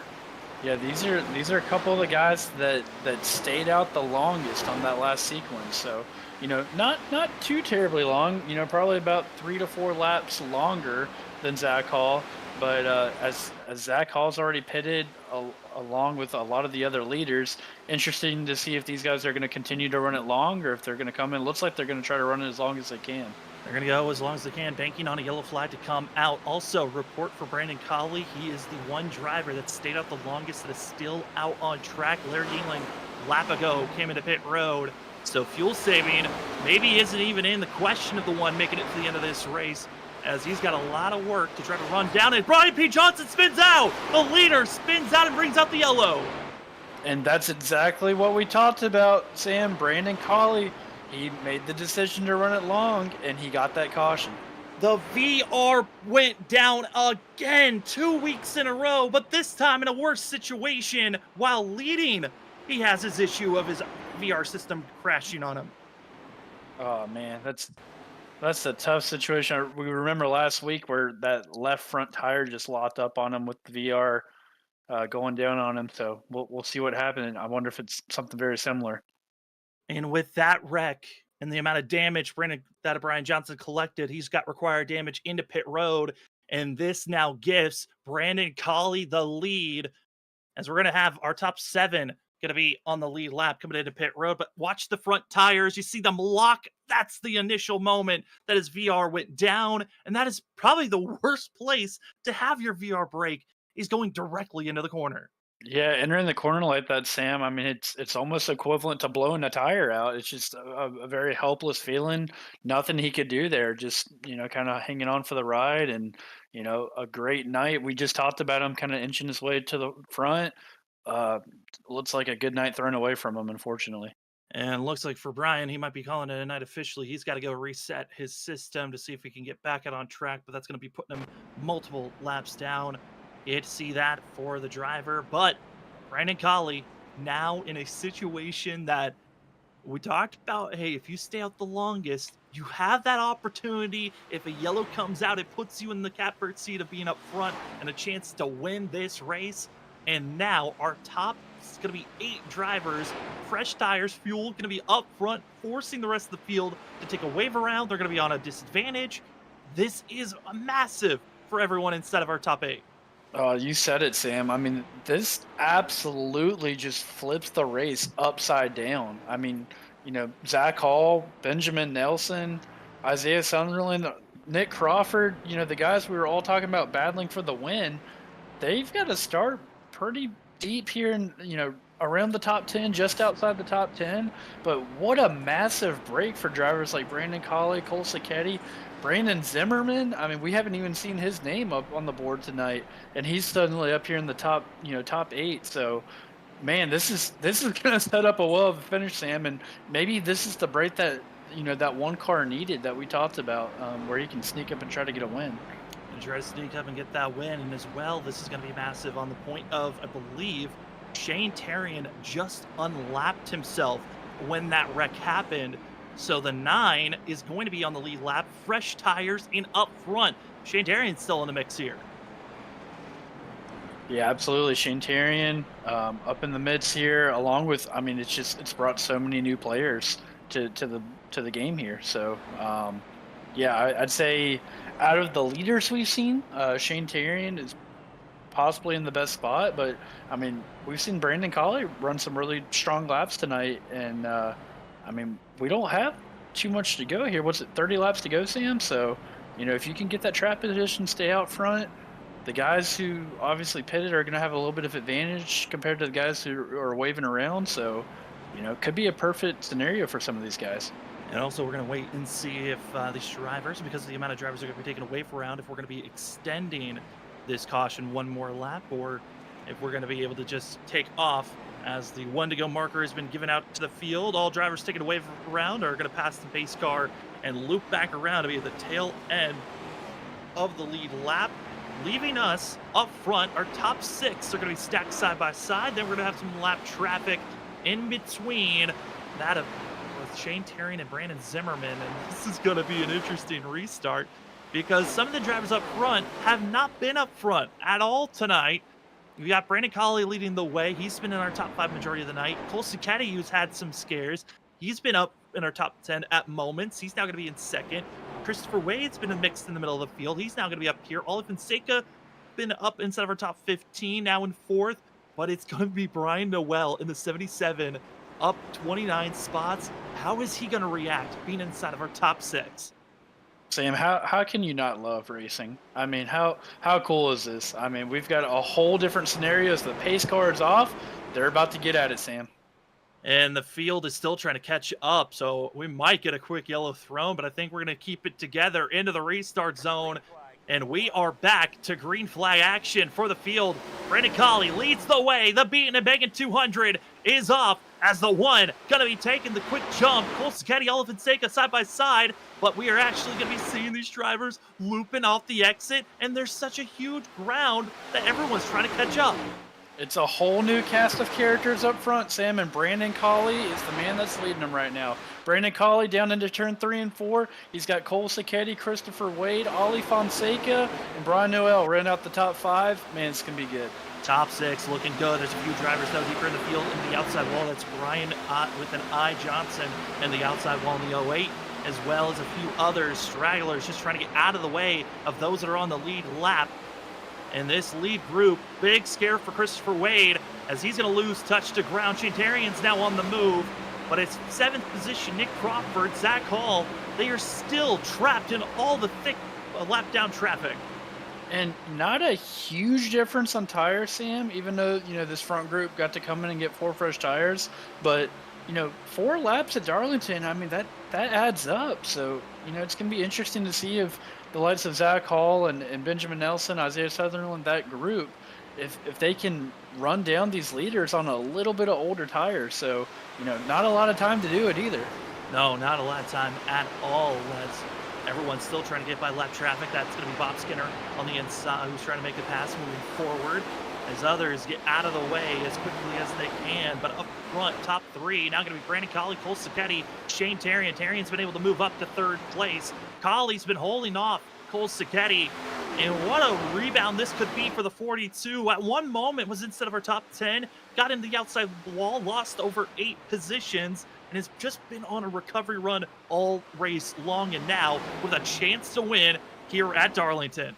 Yeah, Cole Sacchetti's in a really good position here, licking his chops, but he's got to look in his mirror. Don't look now, but here comes Shane Tiernan in the 9 car, sneaking up. But if I'm Cole, I want to try to get by this 1 car as soon as I can, and because if you got to battle the 9 car here who's closing up, it's going to be a tougher task for him to get up front. Shane Tarian, there is a bonus point for getting the fastest lap of the whole entire session during a race, and that award, it's the Rocket Man Award, would go to the 9 of Shane Tarian, who's got a 10th faster than anyone else's fastest time. This 9 is quick, and he knows he's got one of the fastest vehicles. He's been challenging up for the top 3 all night long, went with a gutsier early undercut strategy, and now with an opportunity like that, 42 big slide, and now with the chance up to 2nd is Shane Tarian. Here comes Shane Tarian. He's going to dive it down to the inside in 3 and 4. Cole Sacchetti's going to try to stay on that quarter, but it's Shane Tarian that's going to slide up from front. He takes the 2nd position and sets his sights on Brandon Colley now for the lead. As our top 6 still pretty gapped out. Nick Crawford, Zach Hall, Benjamin Nelson, who had to fight and claw their way through traffic, still 3.5 seconds back from the leader is Nick Crawford, and on older tires. It's looking to be a tough pill to swallow, but they're going to need a caution to get back into the mix here because it's looking to be a duel between the 3. It's going to be Brandon Colley, Shane Tarian, Cole Sacchetti, the 3 drivers to watch out for on who's going to win this race. And it's Shane Tarian to the inside, trying to poke the nose to take the lead position. Down into turn number 1, the 9 putting the pressure side by side. Brandon Colley tried his best, but the 9's just too quick to the lead spot at Shane Tarian. Shane Tarian to the point, just over 20 laps to go. Now the question is, Sam, can he keep it? We've seen him kind of fall off a little bit on any of the longer runs. So is Brandon Colley and Cole Sacchetti just trying to play it smart here? Maybe save just a little bit in the tank. But here he is, the driver of the 9, Shane Tarian, to the point. And it's going to be a slight rush to the outside wall for the 1 machine. And looking back, you can see the right side damage that Cole Sacchetti has been trying to work off and get the damage done. But for these drivers up front, how do you run down the 9? It got 21 laps, so that'd be 21 to cross the line. But how to catch up to the driver that's trying to become our first 2-time winner of Season 7. Shane Tarian won back at Rockingham, and he's trying to show that he's a stout and one of the top contenders to watch out for a championship. 20 laps to go for the Beatin and Bangin 200. Oh man, this is going to be so good, Sam. And Mr. Where did he come from? Brian Noel in P4 started 34th tonight, and he is up to 4th. I didn't qualify. He was part of that group of 5 drivers that decided qualifying was not what they wanted to do. And the 77 highest runner of all those drivers. The next closest is Brandon Zimmerman, who's another one of our biggest movers of the race, back in 15th position. But this 77, after kind of a couple of races where he would like to just forget it, tonight could grab himself a top 5 finish. Yeah, that's a huge, call to him, staying out, and some people might call it luck. In racing, sometimes it's better to be lucky than good. But at the end of the day, he like all these guys up front, they made the strategy call to stretch the run and hope for the caution, and they played the right hand, and here they are in the closing laps. Got a lot of good runs going for these guys. They certainly are. And looking at the drivers that had to climb their way through the field, Zach Hall has finally been able to get by Nick Crawford, trying to set up to catch up to Christopher Wade. But this 77, Brian Noel, his best finish coming into tonight was 9th at Daytona. When you take that away, it's been 16th or worse over every race. And it has just been going from bad to worse from each race. And tonight really could fix that as he finished 9th, 16th, 19th, then last week 31st. To get a top 5 run here tonight is a massive turnaround for this driver as the laps continue to tick away. Shane Tarian looking confident, continue to pull, but for back in 5th position, Ollie Fonseca trying to grab just one more spot if possible. Yeah, and he's another one of these guys that benefited from the caution. And I can say from experience, Sam, you know, even if you don't have the speed that you want, sometimes all it takes is a strategy call to go your way and to get a solid finish. And momentum's a real thing, Sam, and confidence, you know, is a lot for these guys. So with how competitive this field is, it doesn't really matter how you get the result. It's just as long as you get the result, right? And sometimes, you know, even if it's a strategy call where you don't quite have the speed, maybe you don't really feel like you quite deserve to finish there, but you still throw a good finish. I mean, that can do a lot for driver confidence and moving forward into the season. That it certainly can. Larry Engling back in 13th position right on board, and he is back in 13th, but man, does it feel like no man's land as he is really not close enough to try to pass on anyone in front of him nor drivers behind. And it's got to be a tough pill to swallow when this 67 was on the same strategy call as the one, but decided to go with the undercut on his second green flag stop, which trapped him back here with everyone else. That, when we talk about luck, you also got drivers with the unlucky horseshoe that's with them as well. Yeah, we've just been talking about, you know, the drivers who the caution benefited, but to your point, Sam, you know, Larry Yingling, one of those drivers that tried to play the undercut, and you know, unfortunately the caution just fell at the wrong time for him. And you know, it's just unfortunate. Sometimes, you know, you're on the good side, sometimes you're on the bad side, and that's racing at the end of the day. You know, that's why it's so hard to win these races, Sam. Like, you can be really competitive, you can be really fast, but sometimes if the yellows don't fall your way, you know, it makes it an impossible hill to climb sometimes. Series of drivers having some passes. That's the 6 and the 2 having a little bit of a duel. Danny Cochran trying to get by the lap down driver of the 6, and Brad Delph not able to complete that pass as brushes the wall. Almost more damage as drivers 3 wide for a quick moment. They hold it together as Danny Cochran feeling like it's out of control, but able to make the pass. And you know, sometimes the saying of if you have a loose car, you're still quick, as the 6 of Brad Delph now just struggling to make it through the corners. Yeah, these guys are slinging it around here, Sam. What do you think? You think we're going to get a caution before it's all said and done? I know people in the chat do not want me to say anything because I've had a lot of words this week of bringing out some of the banana colors, but we're not going to be saying any of those words because right now I know people in the chat want this race to stay green for having that of Brandon Colley, Shantarian, Polschetti, some of their best finishes of the season. They want this race with 11 laps to go, soon to be 10. You never know what could happen here tonight. Brad Delph back to that of 19th position, and he's just trying to hold on for a top 20 run. Yeah, Brad Delph, we saw him drag the wall right there. Really was close to going around, but yeah, at this point you're just kind of hanging on. Maybe hoping you might get that, you know, yellow color come out. But yeah, man. And as we say that, we've got some guys mixing it up back here, Sam. Well, Douglas Newbegin in the 7 just running him mad at this point. 10 laps to go. The 7 taking a green flag pit stop, getting some fresh rubber, just trying to put down the fastest lap of the race, get a bonus point, and he is hunting and hounding the 32 of Zach Hall. As also behind them, Douglas Newbig, also seeing that of Brian Noel and Ollie Fonseca battling back and forth. Noel's going to lose the spot for 5th, so a top 10 run is now in the books for the 77. But Zach Hall just giving over the spot. And, you know, at this point, Zach Hall needs a caution to come out. Most of the field still has a set of tires to work with, if not 2. So if caution did come out, this could change a lot here. But with 9 laps to go, 9 machines looking good, but we talked about it, Josh. The long run is where the 9 has struggled, really, has given up a lot of time in positioning, while Brandon Colley, on the other hand, has passed Shane on the long run. The 1 is back into the mix here with 8 laps to go. Yep, we talked about it, Sam. The 9, maybe a little more aggressive on the front end. He went and he wanted the lead. But as we're seeing these laps tick down, the 1 and the 42 are just slowly getting a little closer every lap. And I really like the position of Brandon Colley here.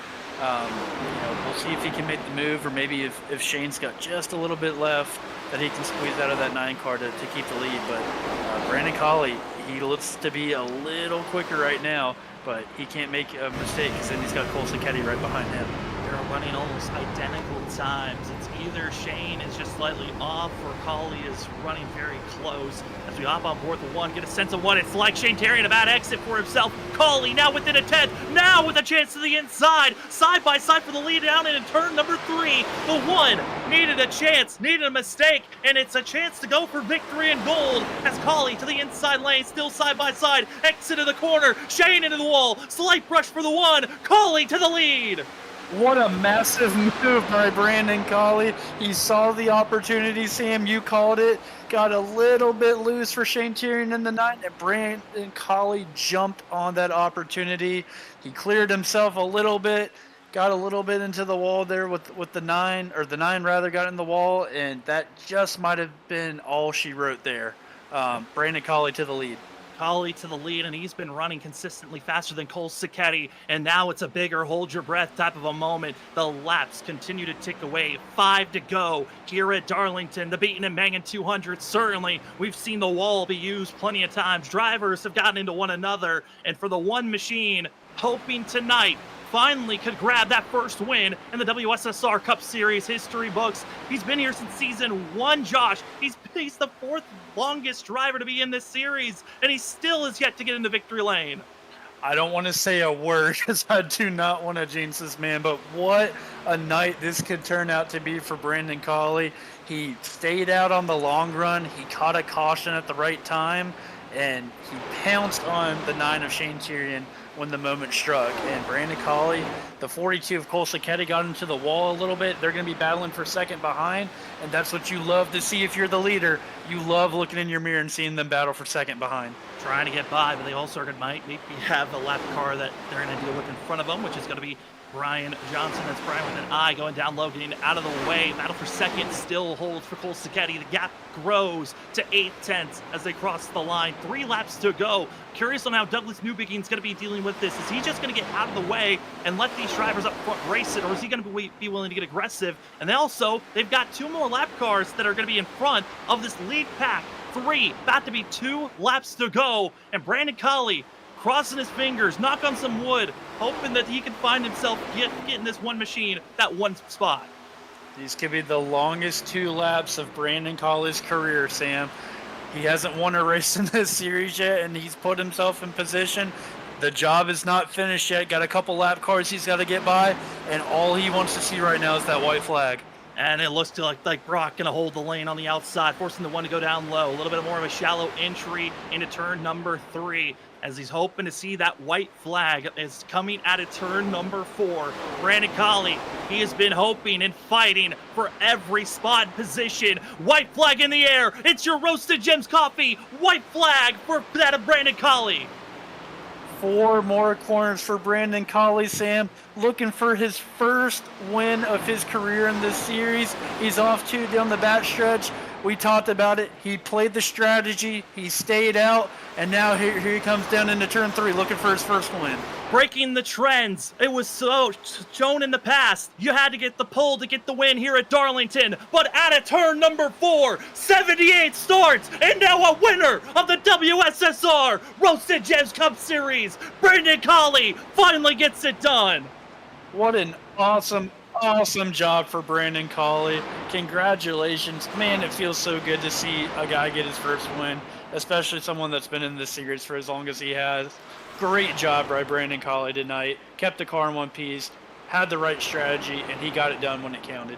I mean, that was the biggest thing, right? You had drivers doing the undercut, the extended, and we saw Colley. He needed a caution to get back into the fight. He was just too far back if the race stayed green, and it was a little bit of luck. But sometimes that luck is what's needed to get into victory lane. Brandon Colley's going to enjoy this one. He has been waiting so long to get into victory lane. So many times he thought maybe he was done. Maybe he shouldn't be racing. Well, he got back into the saddle, and what a season to get it done for. Season 7, race number 5. Brandon Colley's in victory lane, and he gets to enjoy burning it down here at Darlington. Burn it down, Brandon Colley. You are a winner here at Darlington tonight, and well-deserved. He's going to enjoy this one, Sam. This is going to be a fun one up in the booth because we are not done yet with the stream. Enjoy the smoke show because we're going to talk to our top 3, Shane Terrian, Cole Sacchetti, and Brandon Colley, as well as Spotlight Driver. We'll be back right after this.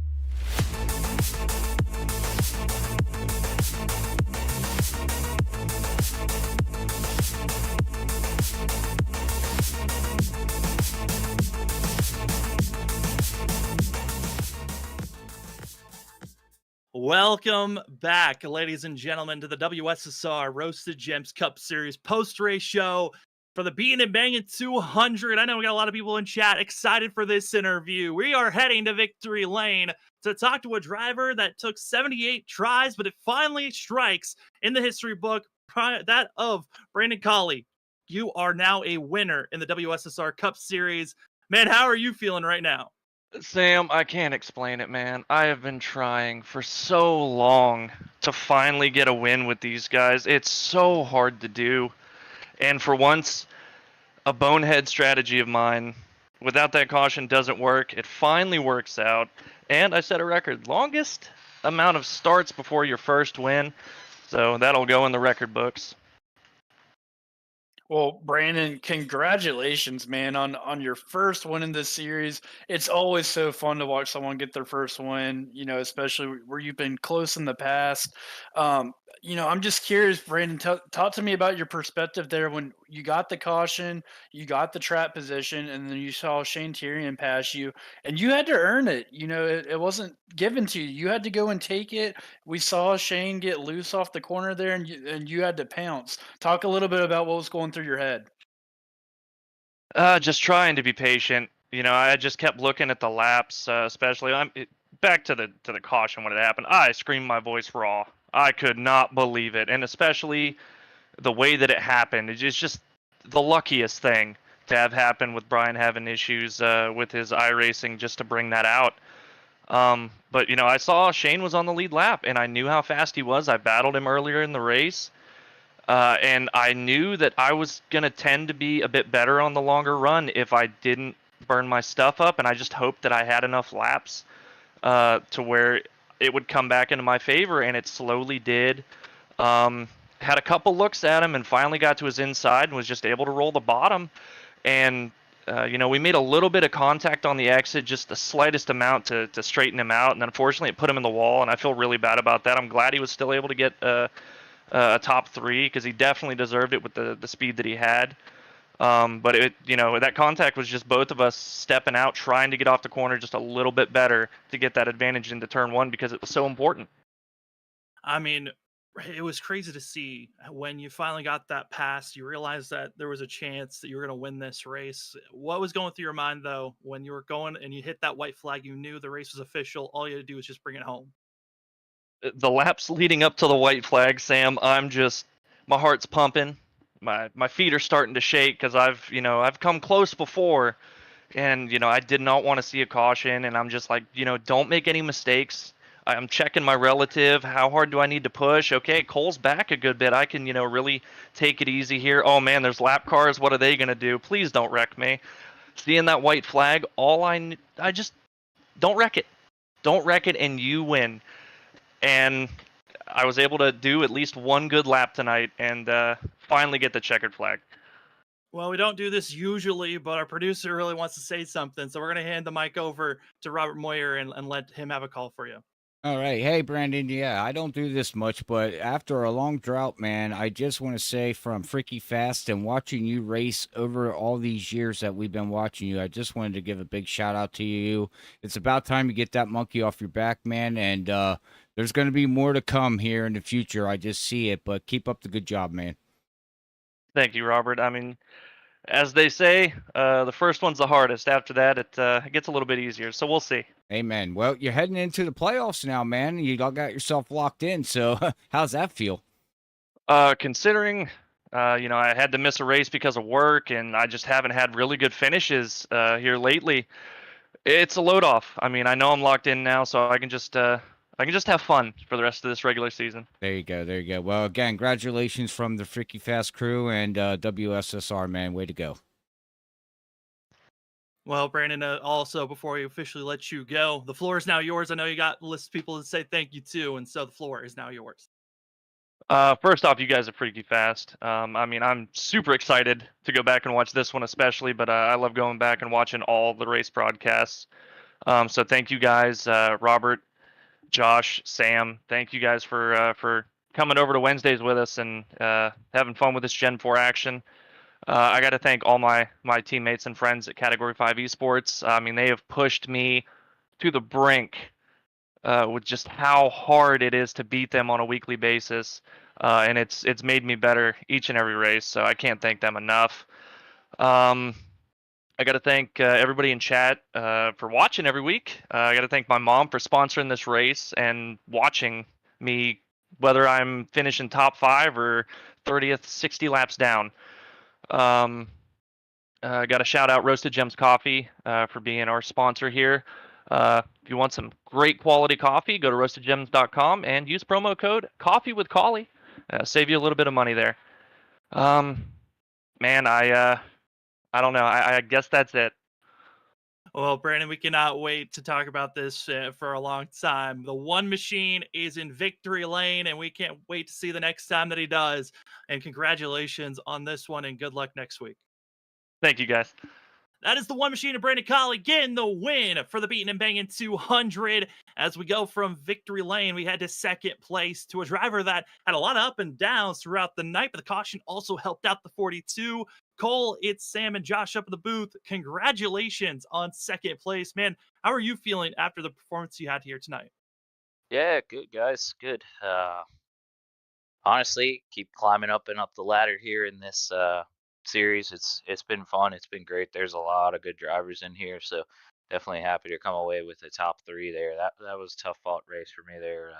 Got in the wall early in 1 and 2, and fell back a bunch of positions, but I knew I had a fast car on the long run, so just had to stay in it, and we hung around and got where we needed to be. Hey Cole, congratulations, man, on a good P2 run here. I know you've had some, really some bad luck recently. Not even in just this series, but across multiple series. We think about last night at Dover and some other races in this series. But how good does it feel to just come out and have a solid run? And I know you kind of stretched the run there, got the caution at the right time. But what does this say about momentum for you and your team, and being able to move forward? Yeah, it's been great. Like I said, we just keep climbing up and up the ladder here.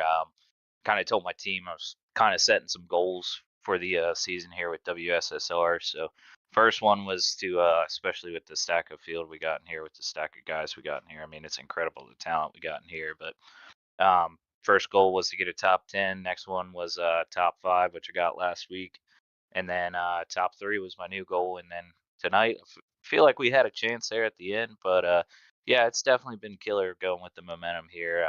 Kind of get down running on Tuesdays lately because of all the bad luck we've had on Tuesdays, but to be able to hop in here on Wednesdays and show, that I can still run with the best is it's been pretty fun. I've had a great time in this league so far. I mean, Cole, it's been awesome to see how you've really climbed through. Like you said, it's been each race just getting better and better. How are you feeling about the next rest of this season as we're heading to Bristol, Legacy, Texas, and North Wilkesboro being our next 3 races? It's gonna be fun. It's gonna be tough. I ran officials at Bristol and didn't go as well as I hoped. I mean, you guys know I'm pretty good at Bristol. I feel like that's one of my best tracks on iRacing. So, would love to go there and rack off a top 5, hopefully if we could. But man, like I said, I can't stress how tough this field is in this series here. So honestly, anything in the top 10 for me is a win. But yeah, looking forward to the next couple races. Don't really know too much about Texas. Haven't ran Legacy in a while. But yeah, North Wilkesboro is going to be a handful. So definitely looking forward to it. Just want to try to get in the playoffs and hopefully rattle off a win before the season's over. We'll see what happens. Well, we're hoping for the best for you, Cole. But before we let you go, the floor is now yours for any shout outs. Yeah, thanks, guys. Definitely want to shout out you guys up in the booth first. You guys put on a great broadcast every week, on Tuesdays, Wednesdays, and every other series you guys do. Love tuning in with you guys. And yeah, want to shout out my teammates over there at Storm Motorsports. Got Ken Campbell, Stitz, Wade, and Collie for the huge win tonight. That was huge. Happy to see him rack off a win there. And yeah, just shout out to everybody here at WSSR. Been a great series, and can't wait for everything else here to come in the next couple weeks. Can't wait for it, Cole. Congratulations on getting yourself second place in the top 3 finish. Good luck next week. Cheers, boys. Thanks. Well, as we go from second place, let's go down to third, which while we bring in this driver, Shane Tarian was fast, quick all night long. And after tonight's race being done, now the new points leader heading into Bristol next week. Shane, congratulations on a top 3 finish. You come away third. You had the lead there, but those last couple of laps, it looked like it just slipped away. But how are you feeling coming away third place finish? I mean, I wanted to win, but I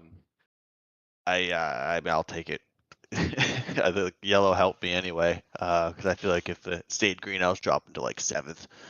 But you know, I mean, I'll take it. I was just talking to Brandon who won. And I was like, I felt like I got Hamlined there on turn 4, but it was just two people going for the same spot, and it just kind of slightly made contact. So I'm not as upset after watching it and talking to him, but kind of wish we could have raced for it. But things happen. It's a tight track. Yeah, congrats, Shane, on a good podium finish here. You talked about your battle there with Brandon Colley. Is there anything else you feel like you could have done differently? I know we talked in the booth. You looked like you were so strong on the short runs, but then maybe just fell off just a little bit on the longer run. What were you battling over the longer run, and do you think there's anything you could have done differently? Yeah, I needed to lower my brake bias. I couldn't turn after a little while, and I think that was. I was talking to a couple of guys. They're in the 50s. I never left the 60s, and I think that was my problem. I needed to get lower brake bias, put some more heat in the rear, and get the thing to turn on the long run. But stuff I'm learning. It's been a while since I've raced cars like this, so I'm just learning as I go. I had the issues at Atlanta where I couldn't save the tires, and it's one race at a time. Just need to be consistent. Well, that mentality, Shane, has now placed you, like I said, in that top spot in the points going into Bristol next week. How are you feeling like you can continue on with this consistency heading towards Bristol, Legacy, Texas, and that of North Wilkesboro? I have no idea. I mean, Texas, Legacy, Texas. I have no idea. But North Wilkesboro, that's going to be interesting. I have no idea. I haven't even thought about that. I haven't even raced these cars at short tracks yet, so I'm curious to see what's going to happen. I just trying to keep the points lead to be nice to do. That's all I'm really focused on right now. Well, it certainly has been great to watch you race out there, Shane. Congratulations again on a third place finish. And before we let you go, the floor is now yours for any shout outs. Yeah, I'm just gonna shout out, Elo Controllers, my painter Matt Muir, my buddy Con, who just kind of like spotted for me and calmed me down at some parts of the race, and then you guys for broadcasting, and then the league for having me. It's been fun so far. Well, that is going to be your third place finisher, the 9 machine of Shane Tarian. Congratulations and good luck next week. Thank you. Well, as we go from third place, we head to our spotlight driver, which a little bit deeper in the field than what we usually do, but this was a great finish for the 65 of Brandon Zimmerman. We have to talk to the 65 and get his thoughts on it.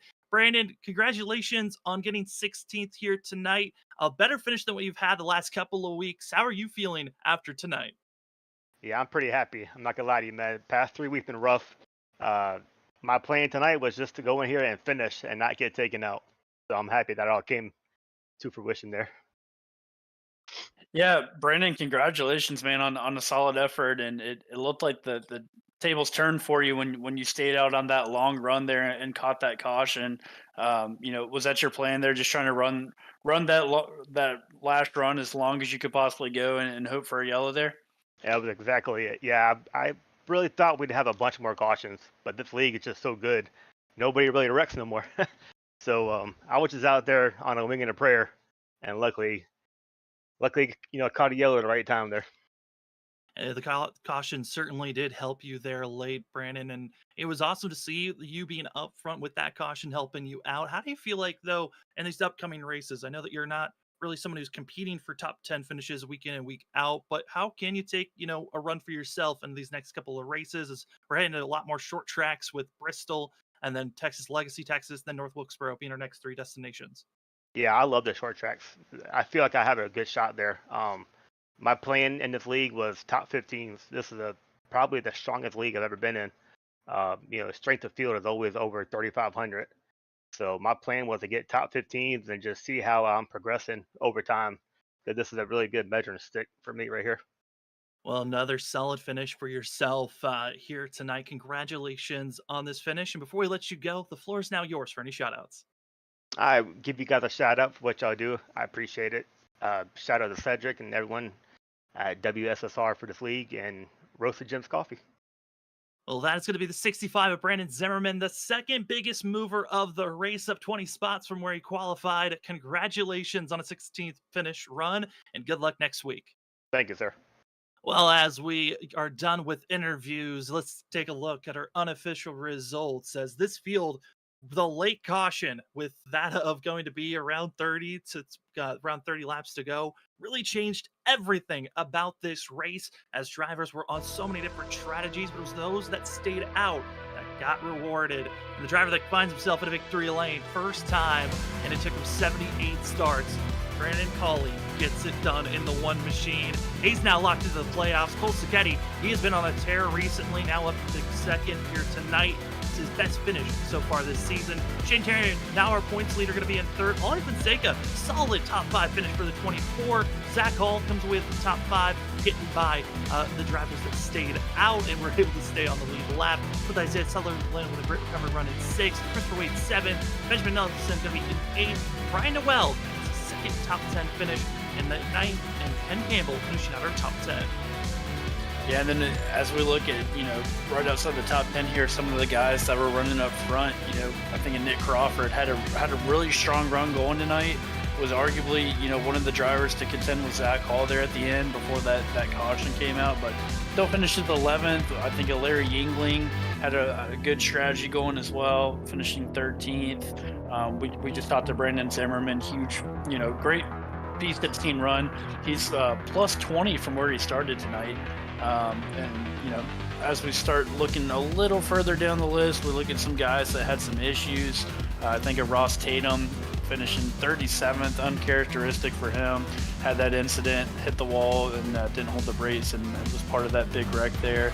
And of course, Brian P. Johnson had that issue with his VR going out again 2 weeks in a row. So hopefully he can get that corrected, and he's bringing the speed, but unfortunately just not getting the finishes he probably deserves. We talk about drivers, it's based on the luck. You got drivers that get unlucky, the skill's there, but sometimes it's just mechanical issues that can take away a good finish, and that's what happened to Brian P. Johnson. The rest of the field, they have to pack up and get prepared. Next week is not going to get any easier as we go from the track that's too tough to tame to the last great Coliseum of Bristol. These drivers just got to get themselves set up. If you had a bad night, dust it off and get geared up. It is going to be a fight next week.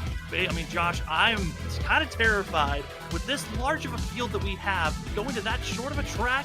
We're going to be seeing a lot of drivers' nights ended soon. Just one phrase, Sam. It's Bristol, baby. And anything can happen and will happen. And I cannot wait to be here next Wednesday night alongside you. And we're going to call another great race. It's been a really, really fun series so far. And, the competition just keeps getting steeper and the tracks keep getting harder. So, yeah, it's going to be another great show next week.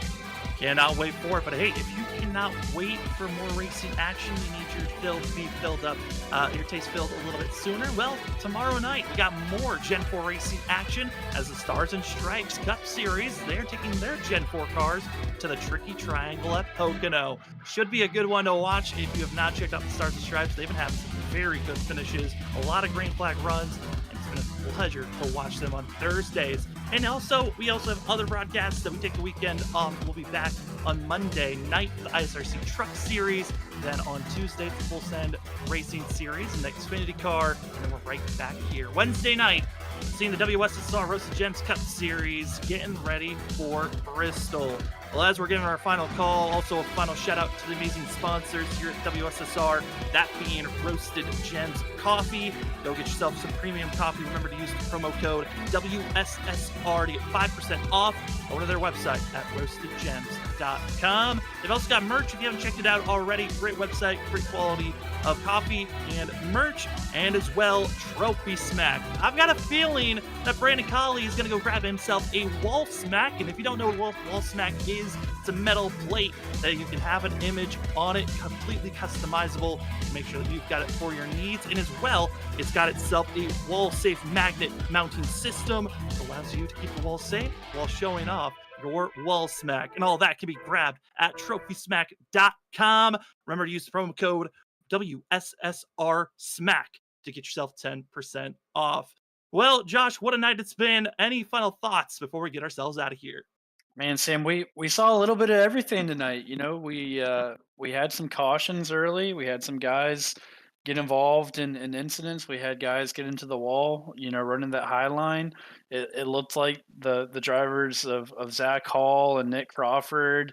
You know, those guys kind of emerged as some of the favorites late, and then you know that final caution, and I think it's funny. Brandon Colley called it a bonehead strategy of his. Well, Brandon, it wasn't much of a bonehead strategy when it comes out and you're on top. So Brandon Colley, you know, and it didn't necessarily fall into his lap. It got him in position, but at the end of the day, he had to go up there and pass one of the best in Shane Tyrion, and you know, he took it. He saw his opportunity. He seized the moment, and Brandon Colley, you are a winner in the WSSR Cup Series. So congratulations to Brandon Colley. Really fun race to call with you, Sam, and I'm ready for next week already. It was a pleasure to have you up in the booth with me, and as well, shout out to Robert Moore Jr., who is running productions in the background. For myself, Sam Dyer, and everyone else at Freaky Fast Broadcasting, thank you so much for joining with us here tonight on a Wednesday night for the WSSR Roasted Gems Cup Series. The Beatin and Bangin 200 goes to a first-time winner and continues our streak of 5 races, 5 different winners. Will Bristol give us our 6th, or can someone double down in season 7? Time will tell. But if you have, again, waiting for more action before next week, we'll see you tomorrow night, the Stars and Stripes Cup Series. Get ready for Pocono for our next Freaky Fast broadcast.